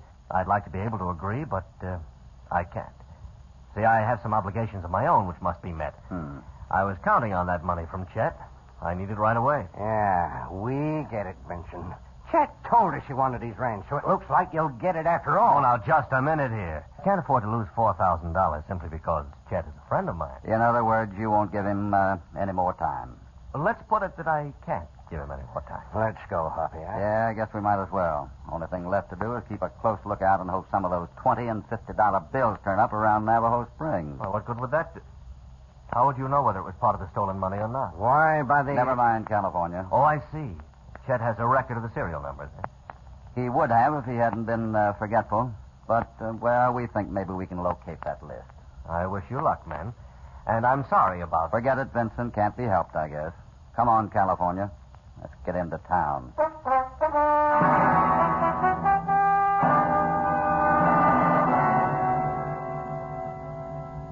You're sure you want this right on the front page, mister? Yeah, if you can put it there. Oh, I can put it there, all right. I have to rearrange things a bit, but that's all right. Just seems like a funny place to put an ad, that's all. Yeah, I guess it does at that. What time do you start printing, anyway? Oh, I'll be running them off in about an hour. You're lucky you got here when you did. You see, I'm only putting it out once a week now, but I hope to put out 2 editions a week pretty soon. I suppose everybody for miles around gets this paper. Oh, sure. Everybody in town subscribes, and so do all the ranches. I got a boy who'll have the paper to every house by supper time. Well, that's good service. Yes, sir. Of course, the ranches all pick theirs up along with their mail at the post office and the general store. I'll bet they look forward to getting outside news, too. They sure do. Yeah, before long, you'll see the run of hands from every outfit around these parts coming in after the mail and the paper. Well, how are you making out, Hoppy? Oh, fine. Mr. Evans here is taking good care of me. Did you see the sheriff? I sure did. Told him just what you said, and... Good. Is he going to play along with us? Yep, didn't give him no details, but he's anxious to help. Fine. We'll be heading back for the Wilson Ranch in an hour or so, just as soon as Mr. Evans starts running the papers off.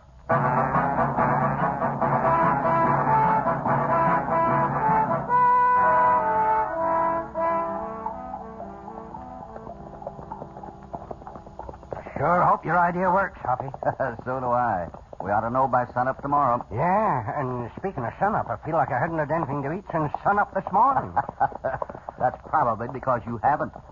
But we can't be more than 4 or 5 miles from the Flying W. As soon as we get there, we can both put on the feed bag. Yeah. Some more of Sarah's cooking would sure hit the spot.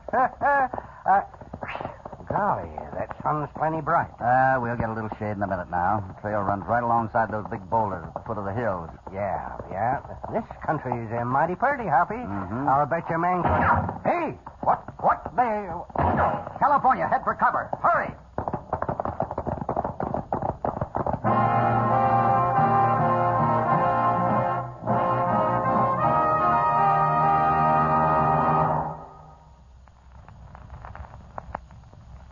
Now, back to Hopalong Cassidy and our story, Hoppy Plays a Hunch.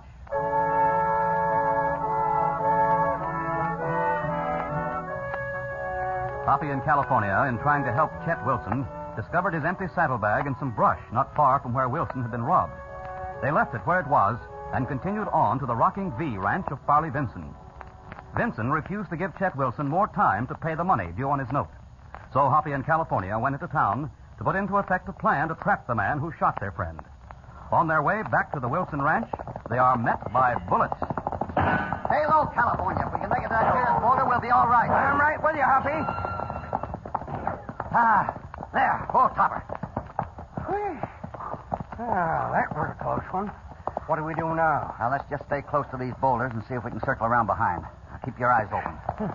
Now, who do you reckon would want to take pot shots at us? The same sidewinter that shot your friend Chet. But why? We ain't got no money. Not money he's after. Whoever it is thinks we know more than we do about the Wilson shooting. He's either trying to kill us off or scare us off, one or the other. Better be careful, Hoppy. He might be behind that rock point. Yeah. Let me get a look here. Can you see anything? Is he there? No, I guess he's hightailed it. Well, come on. Maybe we can catch up to No him. use wasting our time. Whoever it is knows this country a lot better than we do. Wouldn't stand much chance catching him now. Yeah, I reckon you're right. Let's get back to the Flying W, and we better be extra careful. He might show up again.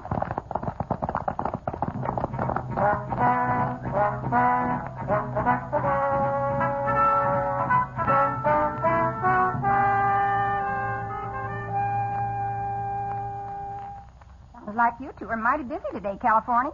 Chet and me sure appreciate it, too. Oh, shucks. Don't mention it, Sarah. I'm just sorry that Vincent wouldn't agree to give you more time. Would have been nice, but in a way you can't blame him, I guess. He's a businessman first and a rancher second. Hey, what's this? An Navajo Springs Sentinel? Oh, yeah. Hoppy brought it out. He was into the printing office for a while. Well, what's the news here? You should never give it to him, California. Now he won't say a word till he's read every letter. Hey, what in tarnation's this? Huh? What you talking about, Chet? This ad right here on the front page. Look. Lost brown leather saddlebag with Flying W stamped on flaps. Reward of $200 will be paid to anyone finding and returning this saddlebag. Contact Chet Wilson at Flying W Ranch immediately. I never told that fellow at the printing office I wanted that ad put in the paper. I know it, Chet. It was Hoppy's idea. But what for? I don't see. Why, they wasn't worth more than $5 or $10. Of course there wasn't. That's the idea. If you saw an ad like that with a big reward for an old saddlebag, what did you think? Why, I'd think it must have something awful important or valuable inside. But you know well as I do, there wouldn't still be any money in it. Sure, I know that. But whoever stole that money, when he sees that ad, is going to think he missed something, ain't he? Well, maybe. Remember the little pocket you see inside of a lot of saddlebags? Couldn't put money in it. Not much, anyhow, but it'll hold a piece of paper. Yeah, mine had a little pocket, but I didn't have anything in it. I still don't see what good that ad in that paper. I ain't told you yet, but Hoppy and I found your saddlebag this morning. About a half a mile from where you was shot. You did? Well, where is it? We left it right where we found it. That's the whole idea. Oh, I see. You figure to hide out and keep a watch over it. See if anybody shows up to look through it again, huh? That's exactly what we're aiming to do. As soon as we've had some supper, Hoppy and me are going out there again. The sheriff's meeting us at the 3 Cottonwoods at sundown.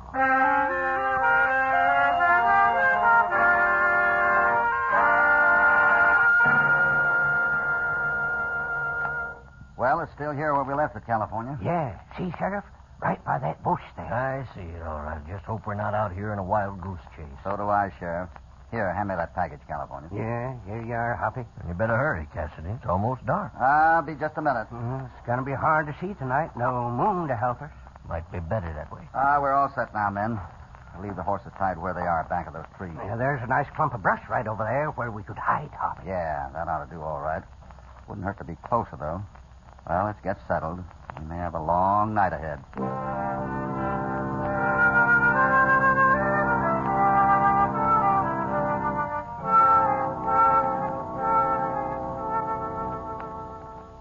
It's almost midnight, Hoppy. Maybe this ain't gonna work. We'll wait till sunup if we have to. See here, Cassidy, you sure you know what you're doing? Nope. I told you it was just a hunch, Sheriff. Yeah. Mighty uncomfortable here to be fooling around on the hunt. Listen. Be quiet now. Sounds like we got company after all. I can't see anybody, can you? No, but somebody's going right to where that saddlebag is.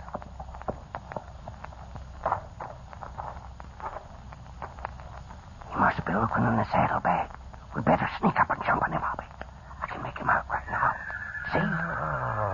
Blast that horse of mine. Look, Hoppy. He heard the sheriff's horse. He's gonna... Get your hands up and stay where you are. God darn it anyway. He got away slick as a whistle. Come on, get your horses bent. Oh, you crazy man. We couldn't follow him in a night like this. I think we'll find him where we're going, to the Rocking V.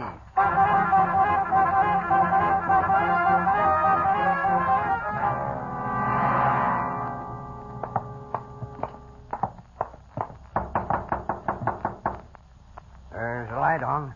Somebody's up and around all right. Yeah? Oh. Aren't you going to ask us in, Barrett? Why, sure. Come in. I was just talking with Vincent here. Yes, come in, gentlemen. Rather a late hour to be calling, isn't it? Not when you're after a sneaking thief that shoots a man from ambush, Vincent. What? What are you talking about? Grant, are these men after you? Why didn't you tell me? Why, you low down. I was wondering why you came riding in so fast a minute ago. Ran right into the house here. Well, that's a lie, and you know it, Vincent. I suppose both of you simmer down and let Cassidy here do the talking. Thanks, Sheriff. We've come for the man who shot and robbed Chet Wilson. But it's you we want, Vincent, not Barrett. Oh, you are crazy, Cassidy. You got the idea you'd missed something in Wilson's saddlebag. Maybe a list of the serial numbers of the money you stole. I went back tonight to have another look. Well, if I'd stolen that money, I might have done something like that. But anybody would have done that after reading this paper. Look here, see this ad? Sure, I see it all right. Well, what makes you think I went looking for something in a lost saddlebag then? Because that paper happens to be a special one, just for you, Vincent. What? That's right, Vincent. Only 2 copies was made. One was put in your mailbox, and we took the other over to the Wilsons. You're lying. Hold out your hands, Vincent. Why should I? Because they're bound to have lampblack on. Hoppy sprinkled it all over them saddlebags. Why, you... Look out, Hoppy! He's got a gun!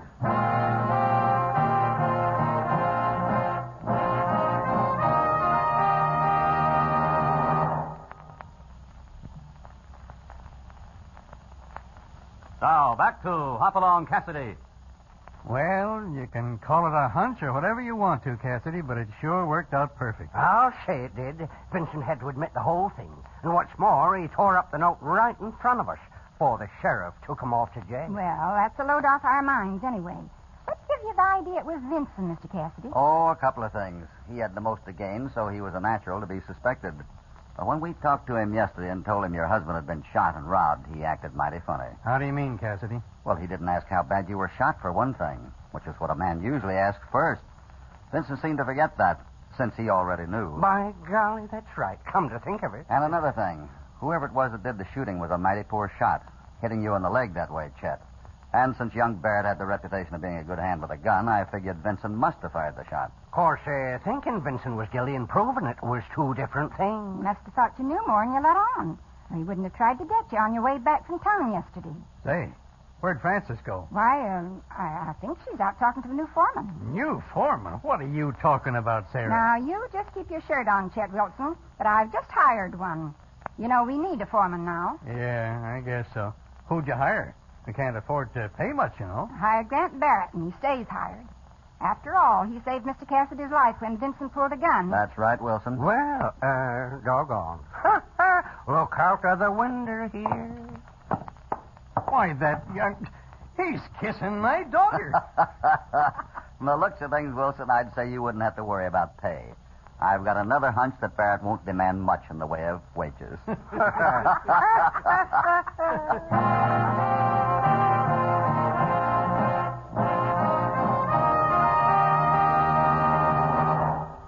Well, Hoppy played a hunch right, and with Grant Barrett cleared, looks like there'll be wedding bells at the Wilson Ranch. Hoppy and California ride into another exciting experience when they arrive in Paradise, New Mexico, and discover the townspeople are put to work on slave gangs and where Satan is the sheriff. Be sure to be with Hoppy when he meets up with a jailer named Satan. Another 5-minute mystery.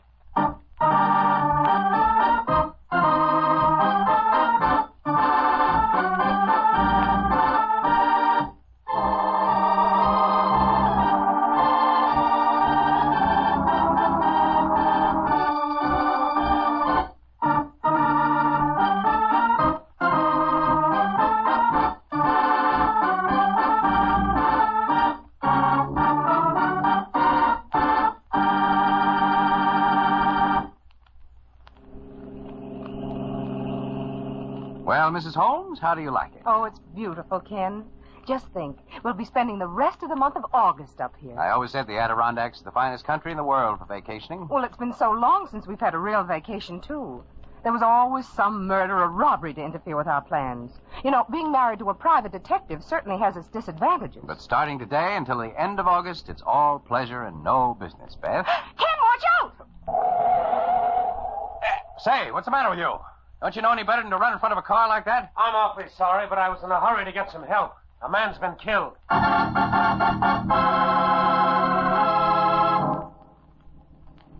There he is, at the bottom of the cliff. What is it, Ken? Stay back, Beth. I wouldn't look over the edge if I were you. It's not a very pretty sight. I'd say that was about a 300-foot drop. You didn't have a chance. I told him not to do it. I told him not to. You knew him then? Yes, he was a friend of mine, Gordon Gray. Gordon Gray? Why, Ken, that couldn't be the Gordon Gray we met at the National Museum. He was curator of birds there. Did you know him? Only slightly. Had a few talks with him when my wife and I visit the museum. I'm an amateur at birds myself. Did you work with him? No, my name is Wallace, Carl Wallace. I was merely a good friend of Mr. Gray. Well, how did it happen, Wallace? Well, you see, Gray and I were walking along the edge of the cliff here. He invited me out on a field trip with him. He was pointing out some birds to me when suddenly he spied a hawk's nest on a ledge a little ways down the cliff. Where's the nest, Wallace? I really don't know. His eyes were so much keener than mine, he could pick out things like that almost by intuition.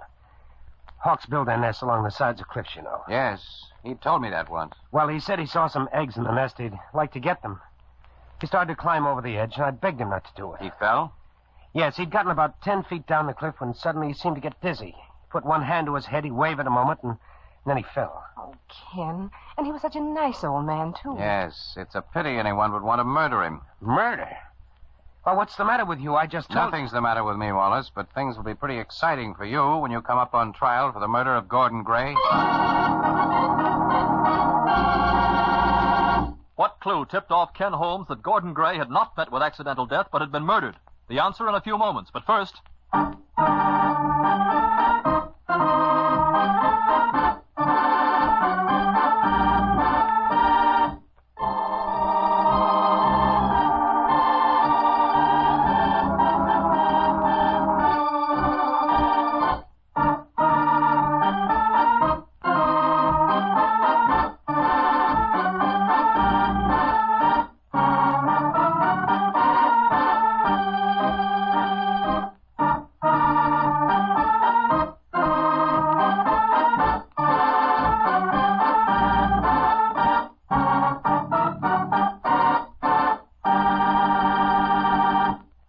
back to our story. You're crazy, Holmes. I told you exactly what happened, and that's the truth. Not exactly the truth. You were running away from the scene of a crime when I almost ran you down with a car, a crime you'd committed. Gordon Gray didn't fall 300 feet to his death. You pushed him. Your on-the-spot alibi wasn't bad, except for one thing.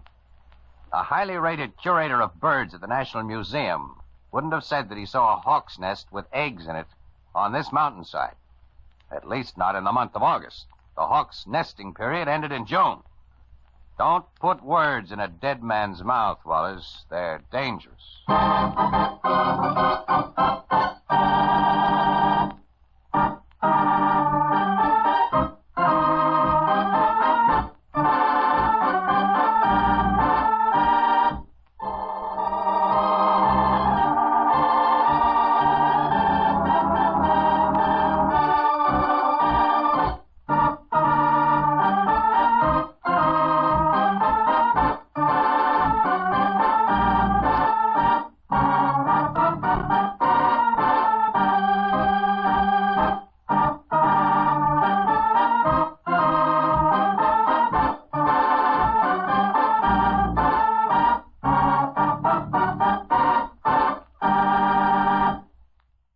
Hoppy now with another new story. The Women of Windy Ridge, we call this one, and it happened in western Oklahoma, in the narrow stretch that lies between Texas and Kansas. We had no real business being there at all, since we were on our way to a Kansas roundup. But California had remembered that Liz McCoy lived in a place called Windy Ridge. Liz McCoy, who could make the best beef stew west of Topeka. So in Windy Ridge, we went looking for Liz and her beef stew. But what we found there had nothing to do with food. Before we rode into the little town...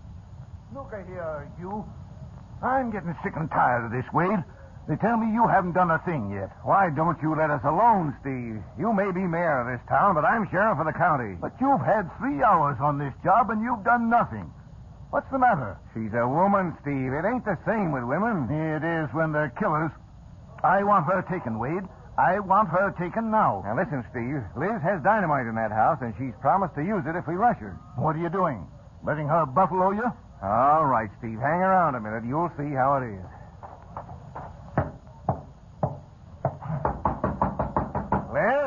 Can you hear me? I'll hear you all right, and I'm sick of hearing you. I'm giving you one last warning, Liz. And I'm giving you one last warning, Wade. I'm giving you 10 seconds to get back across that street. You and the rest of your posse. If you don't, I'll blow you sky high. This is the last warning, Wade. The next poke that rattles that door gets it. Well, come on. We'd better get back across the street like she says.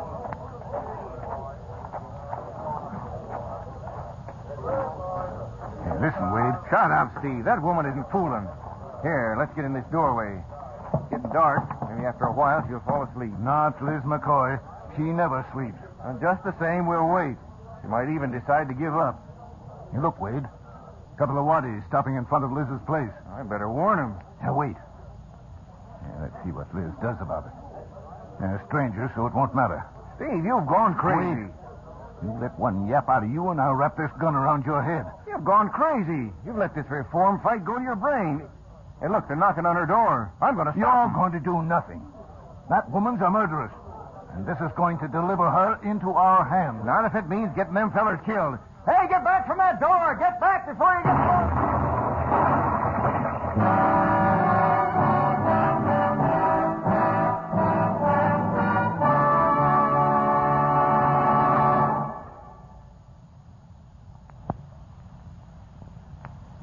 Now back to Hopalong Cassidy and our story, The Women of Windy Ridge.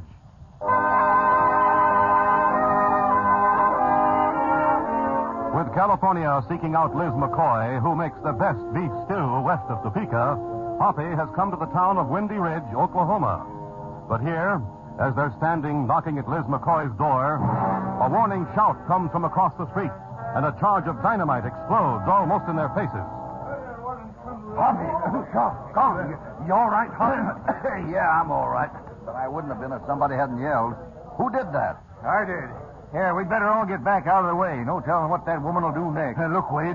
That explosion tangled up the whole front of her house.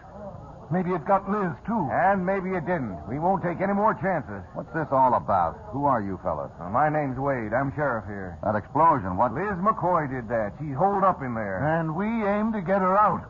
Wait a minute. Why is she holed up? Yeah, and why do you fellas aim to get her out? Liz McCoy happens to be a friend of ours. And she also happens to be in trouble. The marshal of this place was stabbed to death this afternoon, and it seems that Liz McCoy did it. Liz McCoy? Sheriff, you just ain't making sense. Liz McCoy wouldn't kill nobody. I've known her for years, and she just ain't that kind. Well, people change.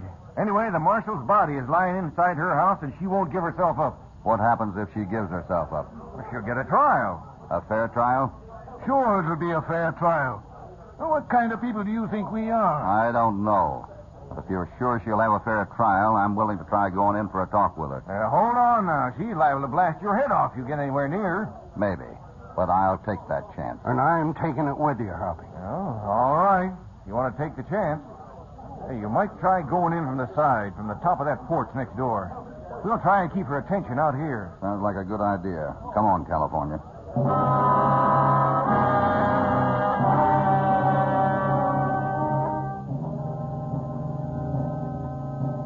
Dark in here. Wish there was a moon or something. I can't see a thing. I can see you all right. You don't climb back out that window, I'm going to blow your heads off. Don't shoot, Liz. It's California. California cross. And hop along, Cassidy, Liz. We just want to help you.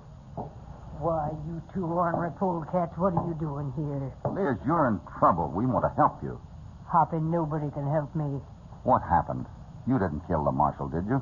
Oh, I never killed nobody in my life, but that ain't going to help me now. Well, if you didn't kill him, Liz, give yourself up. Stand trial. What, and be hanged for something I didn't do? Not me. Oh, Liz, they don't hang women out here. That's where you're wrong, California. I've seen a woman hanged. Margie Benjamin over to Pascal's Gulch. The way things are in this town, I don't have a chance. Besides, I ain't going to let her mock me, sit there while I'm on trial a-grinning at me. Who are you talking about, Liz? Why, I'm talking about that Dolly Chester. Her and her fancy feathers.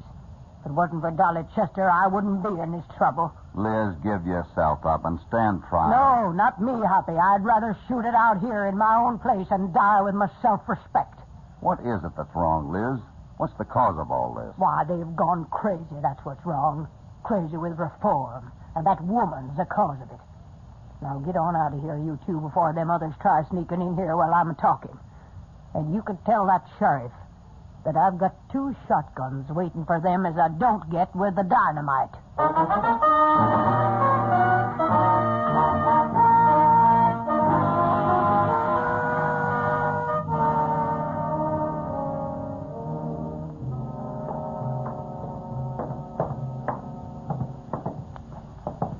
Well, what'd she say? You didn't think she'd get a fair trial.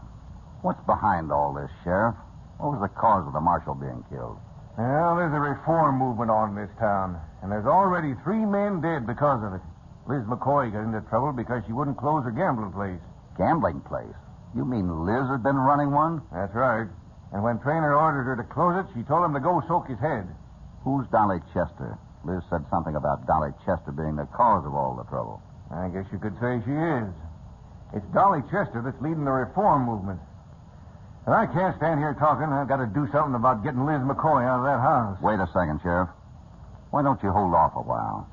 I've been thinking that if this Dolly Chester guaranteed Liz a fair trial, Liz might give herself up. Yeah? And who's going to get Dolly Chester to do that? Not me. Or not any other man in this town.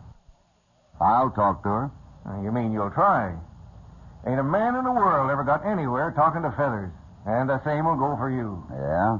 Where can I find her? Well, I won't give you no trouble. The biggest and best-looking house in town. And she's the prettiest woman in these parts. And if you think you can handle her, you're plumb loco.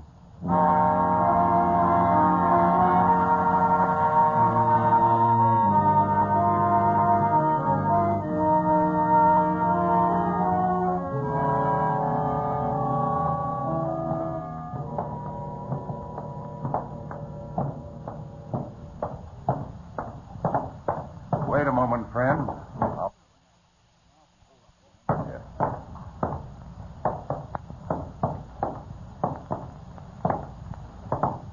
I heard what you said to the sheriff back there about talking Liz McCoy into giving herself up. It made me wonder. What about? Why you should want to meddle in things that don't concern you. Liz McCoy is a friend of mine. And you think you'll help her by giving her that kind of advice? How would you help her? I'm working on that. I'm doing my best to get her out of town. That would make her seem guilty. Should also help her to live longer. You must be unaware of the bitterness there is in this town, friend. The reform movement they have going has incited a lot of people to hysteria. The kind of hysteria that breeds lynch mobs. You speak as a man of education, but I don't know you. I'm Fergal, a gambler. I run a place called the Blue Emerald. I see. Well, I appreciate your advice, but I think you're wrong. I've never known anyone to help himself by going on the run. If Liz McCoy stays in Windy Ridge, she may pay with her life. I know that, and Liz knows it. Liz and I are in the same business, and I always take care of my kind. Suppose this Dolly Chester is willing to guarantee Liz McCoy a fair trial. Dolly Chester will guarantee nothing to anyone, and your interference will only confuse things. It'd take gunplay for you to get Liz from under the nose of that sheriff. He's tough and determined, and he has determined men with him. Well, you're a man of your own opinions, friend. So I must warn you to stay out of it. And if I don't? You may not see the end of this street. Then I guess I'd better go on my way alone. Yes, perhaps you had. Good night, friend.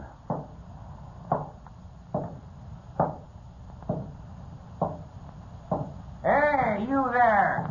Sorry, I'm not stopping. You better stop. Why? Aren't you good on moving targets? Stay out of this, whoever you are. I'm telling you to stop. Better change your business, stranger. You're in a deadly trade. And this is one job I'm going to finish. Bartram! Where is he, Bartram? I'm here, Fergal. You'd better come and get your gunman. I have business of my own with Dolly Chester.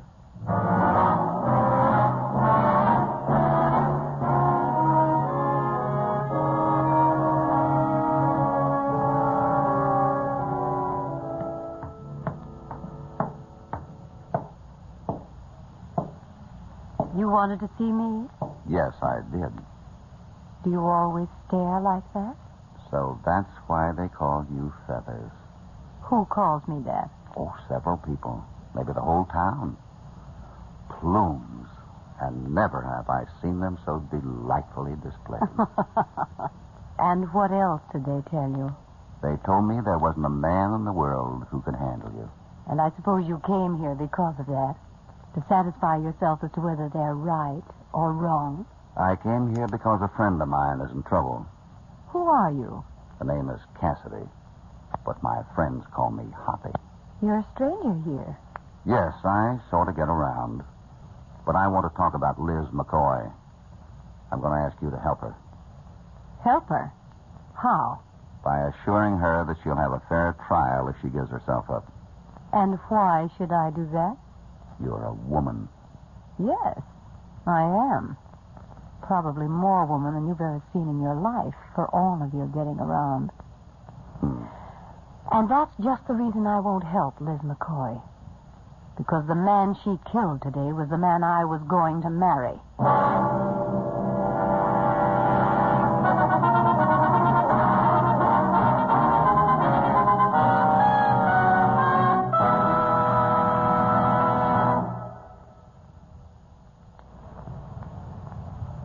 Now, back to Hopalong Cassidy and our story, The Women of Windy Ridge.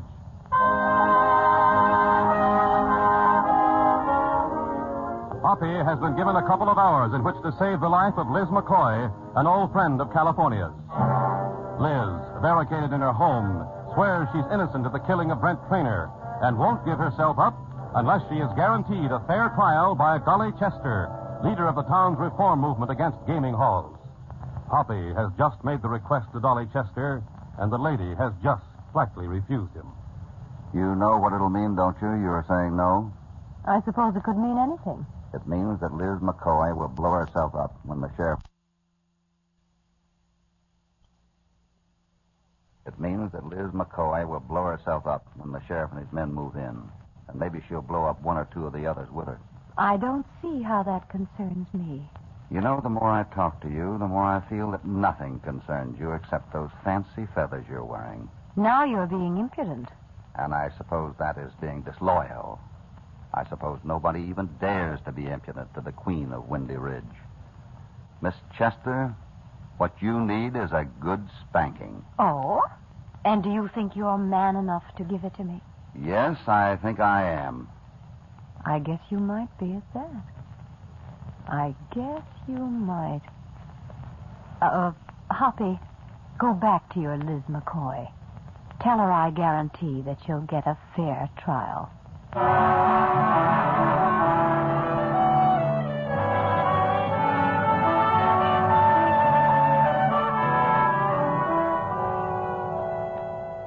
Well, Cassidy, I'm sure relieved. And I'm much obliged to you. I've got that deputy of mine ready to take Liz McCoy over to Reddington. Be safer for her there. Safer for all of us. Sheriff, how would Fergall figure in this? I don't know. Blue Emerald's just outside the town limits. It's the only gambling place around that the mayor can't close up. Has Fergall always been friendly with Liz McCoy? Liz has always hated his insides. And she's never been backward about telling him. What about this reform movement? What do you think of it? Cassidy, this is a raw country. As people have to blow off steam somehow. Yeah. Bottle them up and you breed trouble. Yeah, you're right there, Sheriff. Steve Graham was a good mayor until he started off on this campaign. Now he's full of fever, and so are the rest of the folks. And the worst part of it is going to come when those trail herds from Texas start moving through here next week. With this no gambling, no drinking fever, the folks are just waiting for them. They're going to see a bloody time, Cassidy. A bloody time. Was the gambling harmful? Oh, not that I ever noticed. Marshal always kept everything under control. Who's that? Oh, I couldn't tell for sure under that lantern out there. But I think it's my partner and the mayor. Mayor? Well, it can't be. Wade, I want... Hey, I thought you and my deputy were taking Liz McCoy over to Reddington. Not me, Wade. There was bail put up, and Judge Lawson said she could go free until the trial. Bail? Of all the... Who put it up? Fergall. He said she was his kind, and he was going to help her. And Liz wants to see you, Hoppy, right away. Over to her house. She said to come even if it was late. Bail? That rips everything. Come on, Pete. We better start swearing in more deputies. We're going to need them. And Cassidy, if you and your pal are willing, I'll start with you two.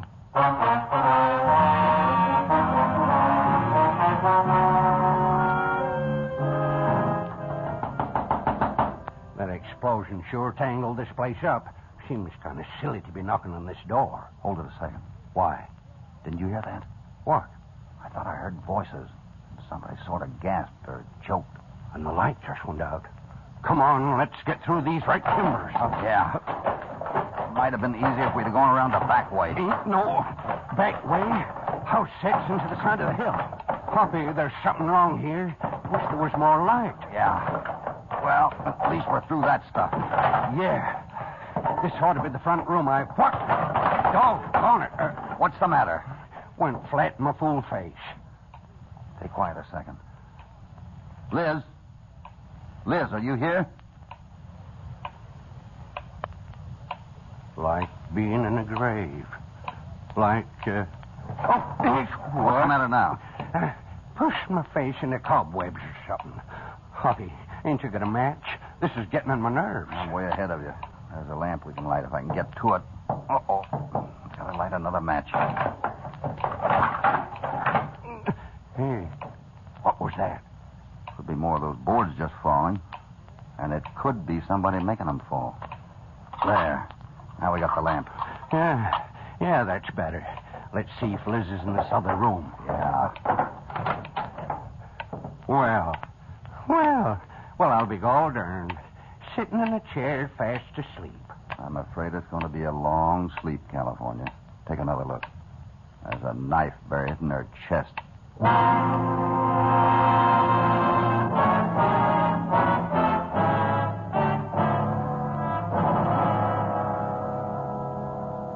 It's suicide, I tell you. That woman knew she'd be convicted of the marshal's murder, and she killed herself. I don't agree with you, Mr. Mayor. Liz McCoy wasn't the type of woman to kill herself, whatever kind of problem she might have had. Oh, that's ridiculous. Anyone can kill themselves, for any reason. Sure. And I'm sure that's what our coroner's jury will say about it. And with this over and done with, we'll finish the business of cleaning up this town. I'd say you've already finished it, and maybe the town as well. What do you mean by that? Steve, I think Mr. Cassidy's right. I think it's time to let up on our crusade. You've been getting too upset over it, Steve. Why, You've closed up all the gambling places in town. Don't you think that's enough? With 4 people dead, I think it's more than enough. Mr. Cassidy, Yes, Miss Chester. could I talk to you? Mind if I make it a little later? Right now, I'm heading for the county recorder's office.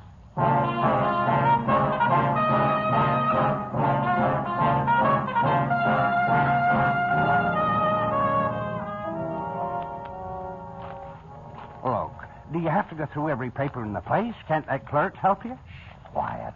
The clerk's an old man, and he doesn't see very well. I'm just about through anyway. Right, Hoppy. But I sure don't get it. You will, California, because I think I've come up with the exact reason for all this trouble they've been having in Windy Ridge. Hello, Cassidy. Don't tell me you're one of the few people around here who can read. Hello, Fergal. Yes, I can read. It's a habit I picked up when I was quite young. Thinking of buying some property in the neighborhood? Not for a few years yet. I still like to get around and see things. I imagine you see a lot of things, Cassidy. Too many, perhaps. I notice you're wearing a gun, Fergal. You didn't have it on yesterday. No, I only strap it on when I feel there's the possibility of personal unpleasantness. I see. Of course, I could take it off again, if you were willing to leave town. You might think about that, my friend. Yeah. There goes bad medicine, Hoppy. A chunk of ice. And probably chain lightning with a gun. He wears it as though he's used to it. But we can't worry about that. Not now, anyway.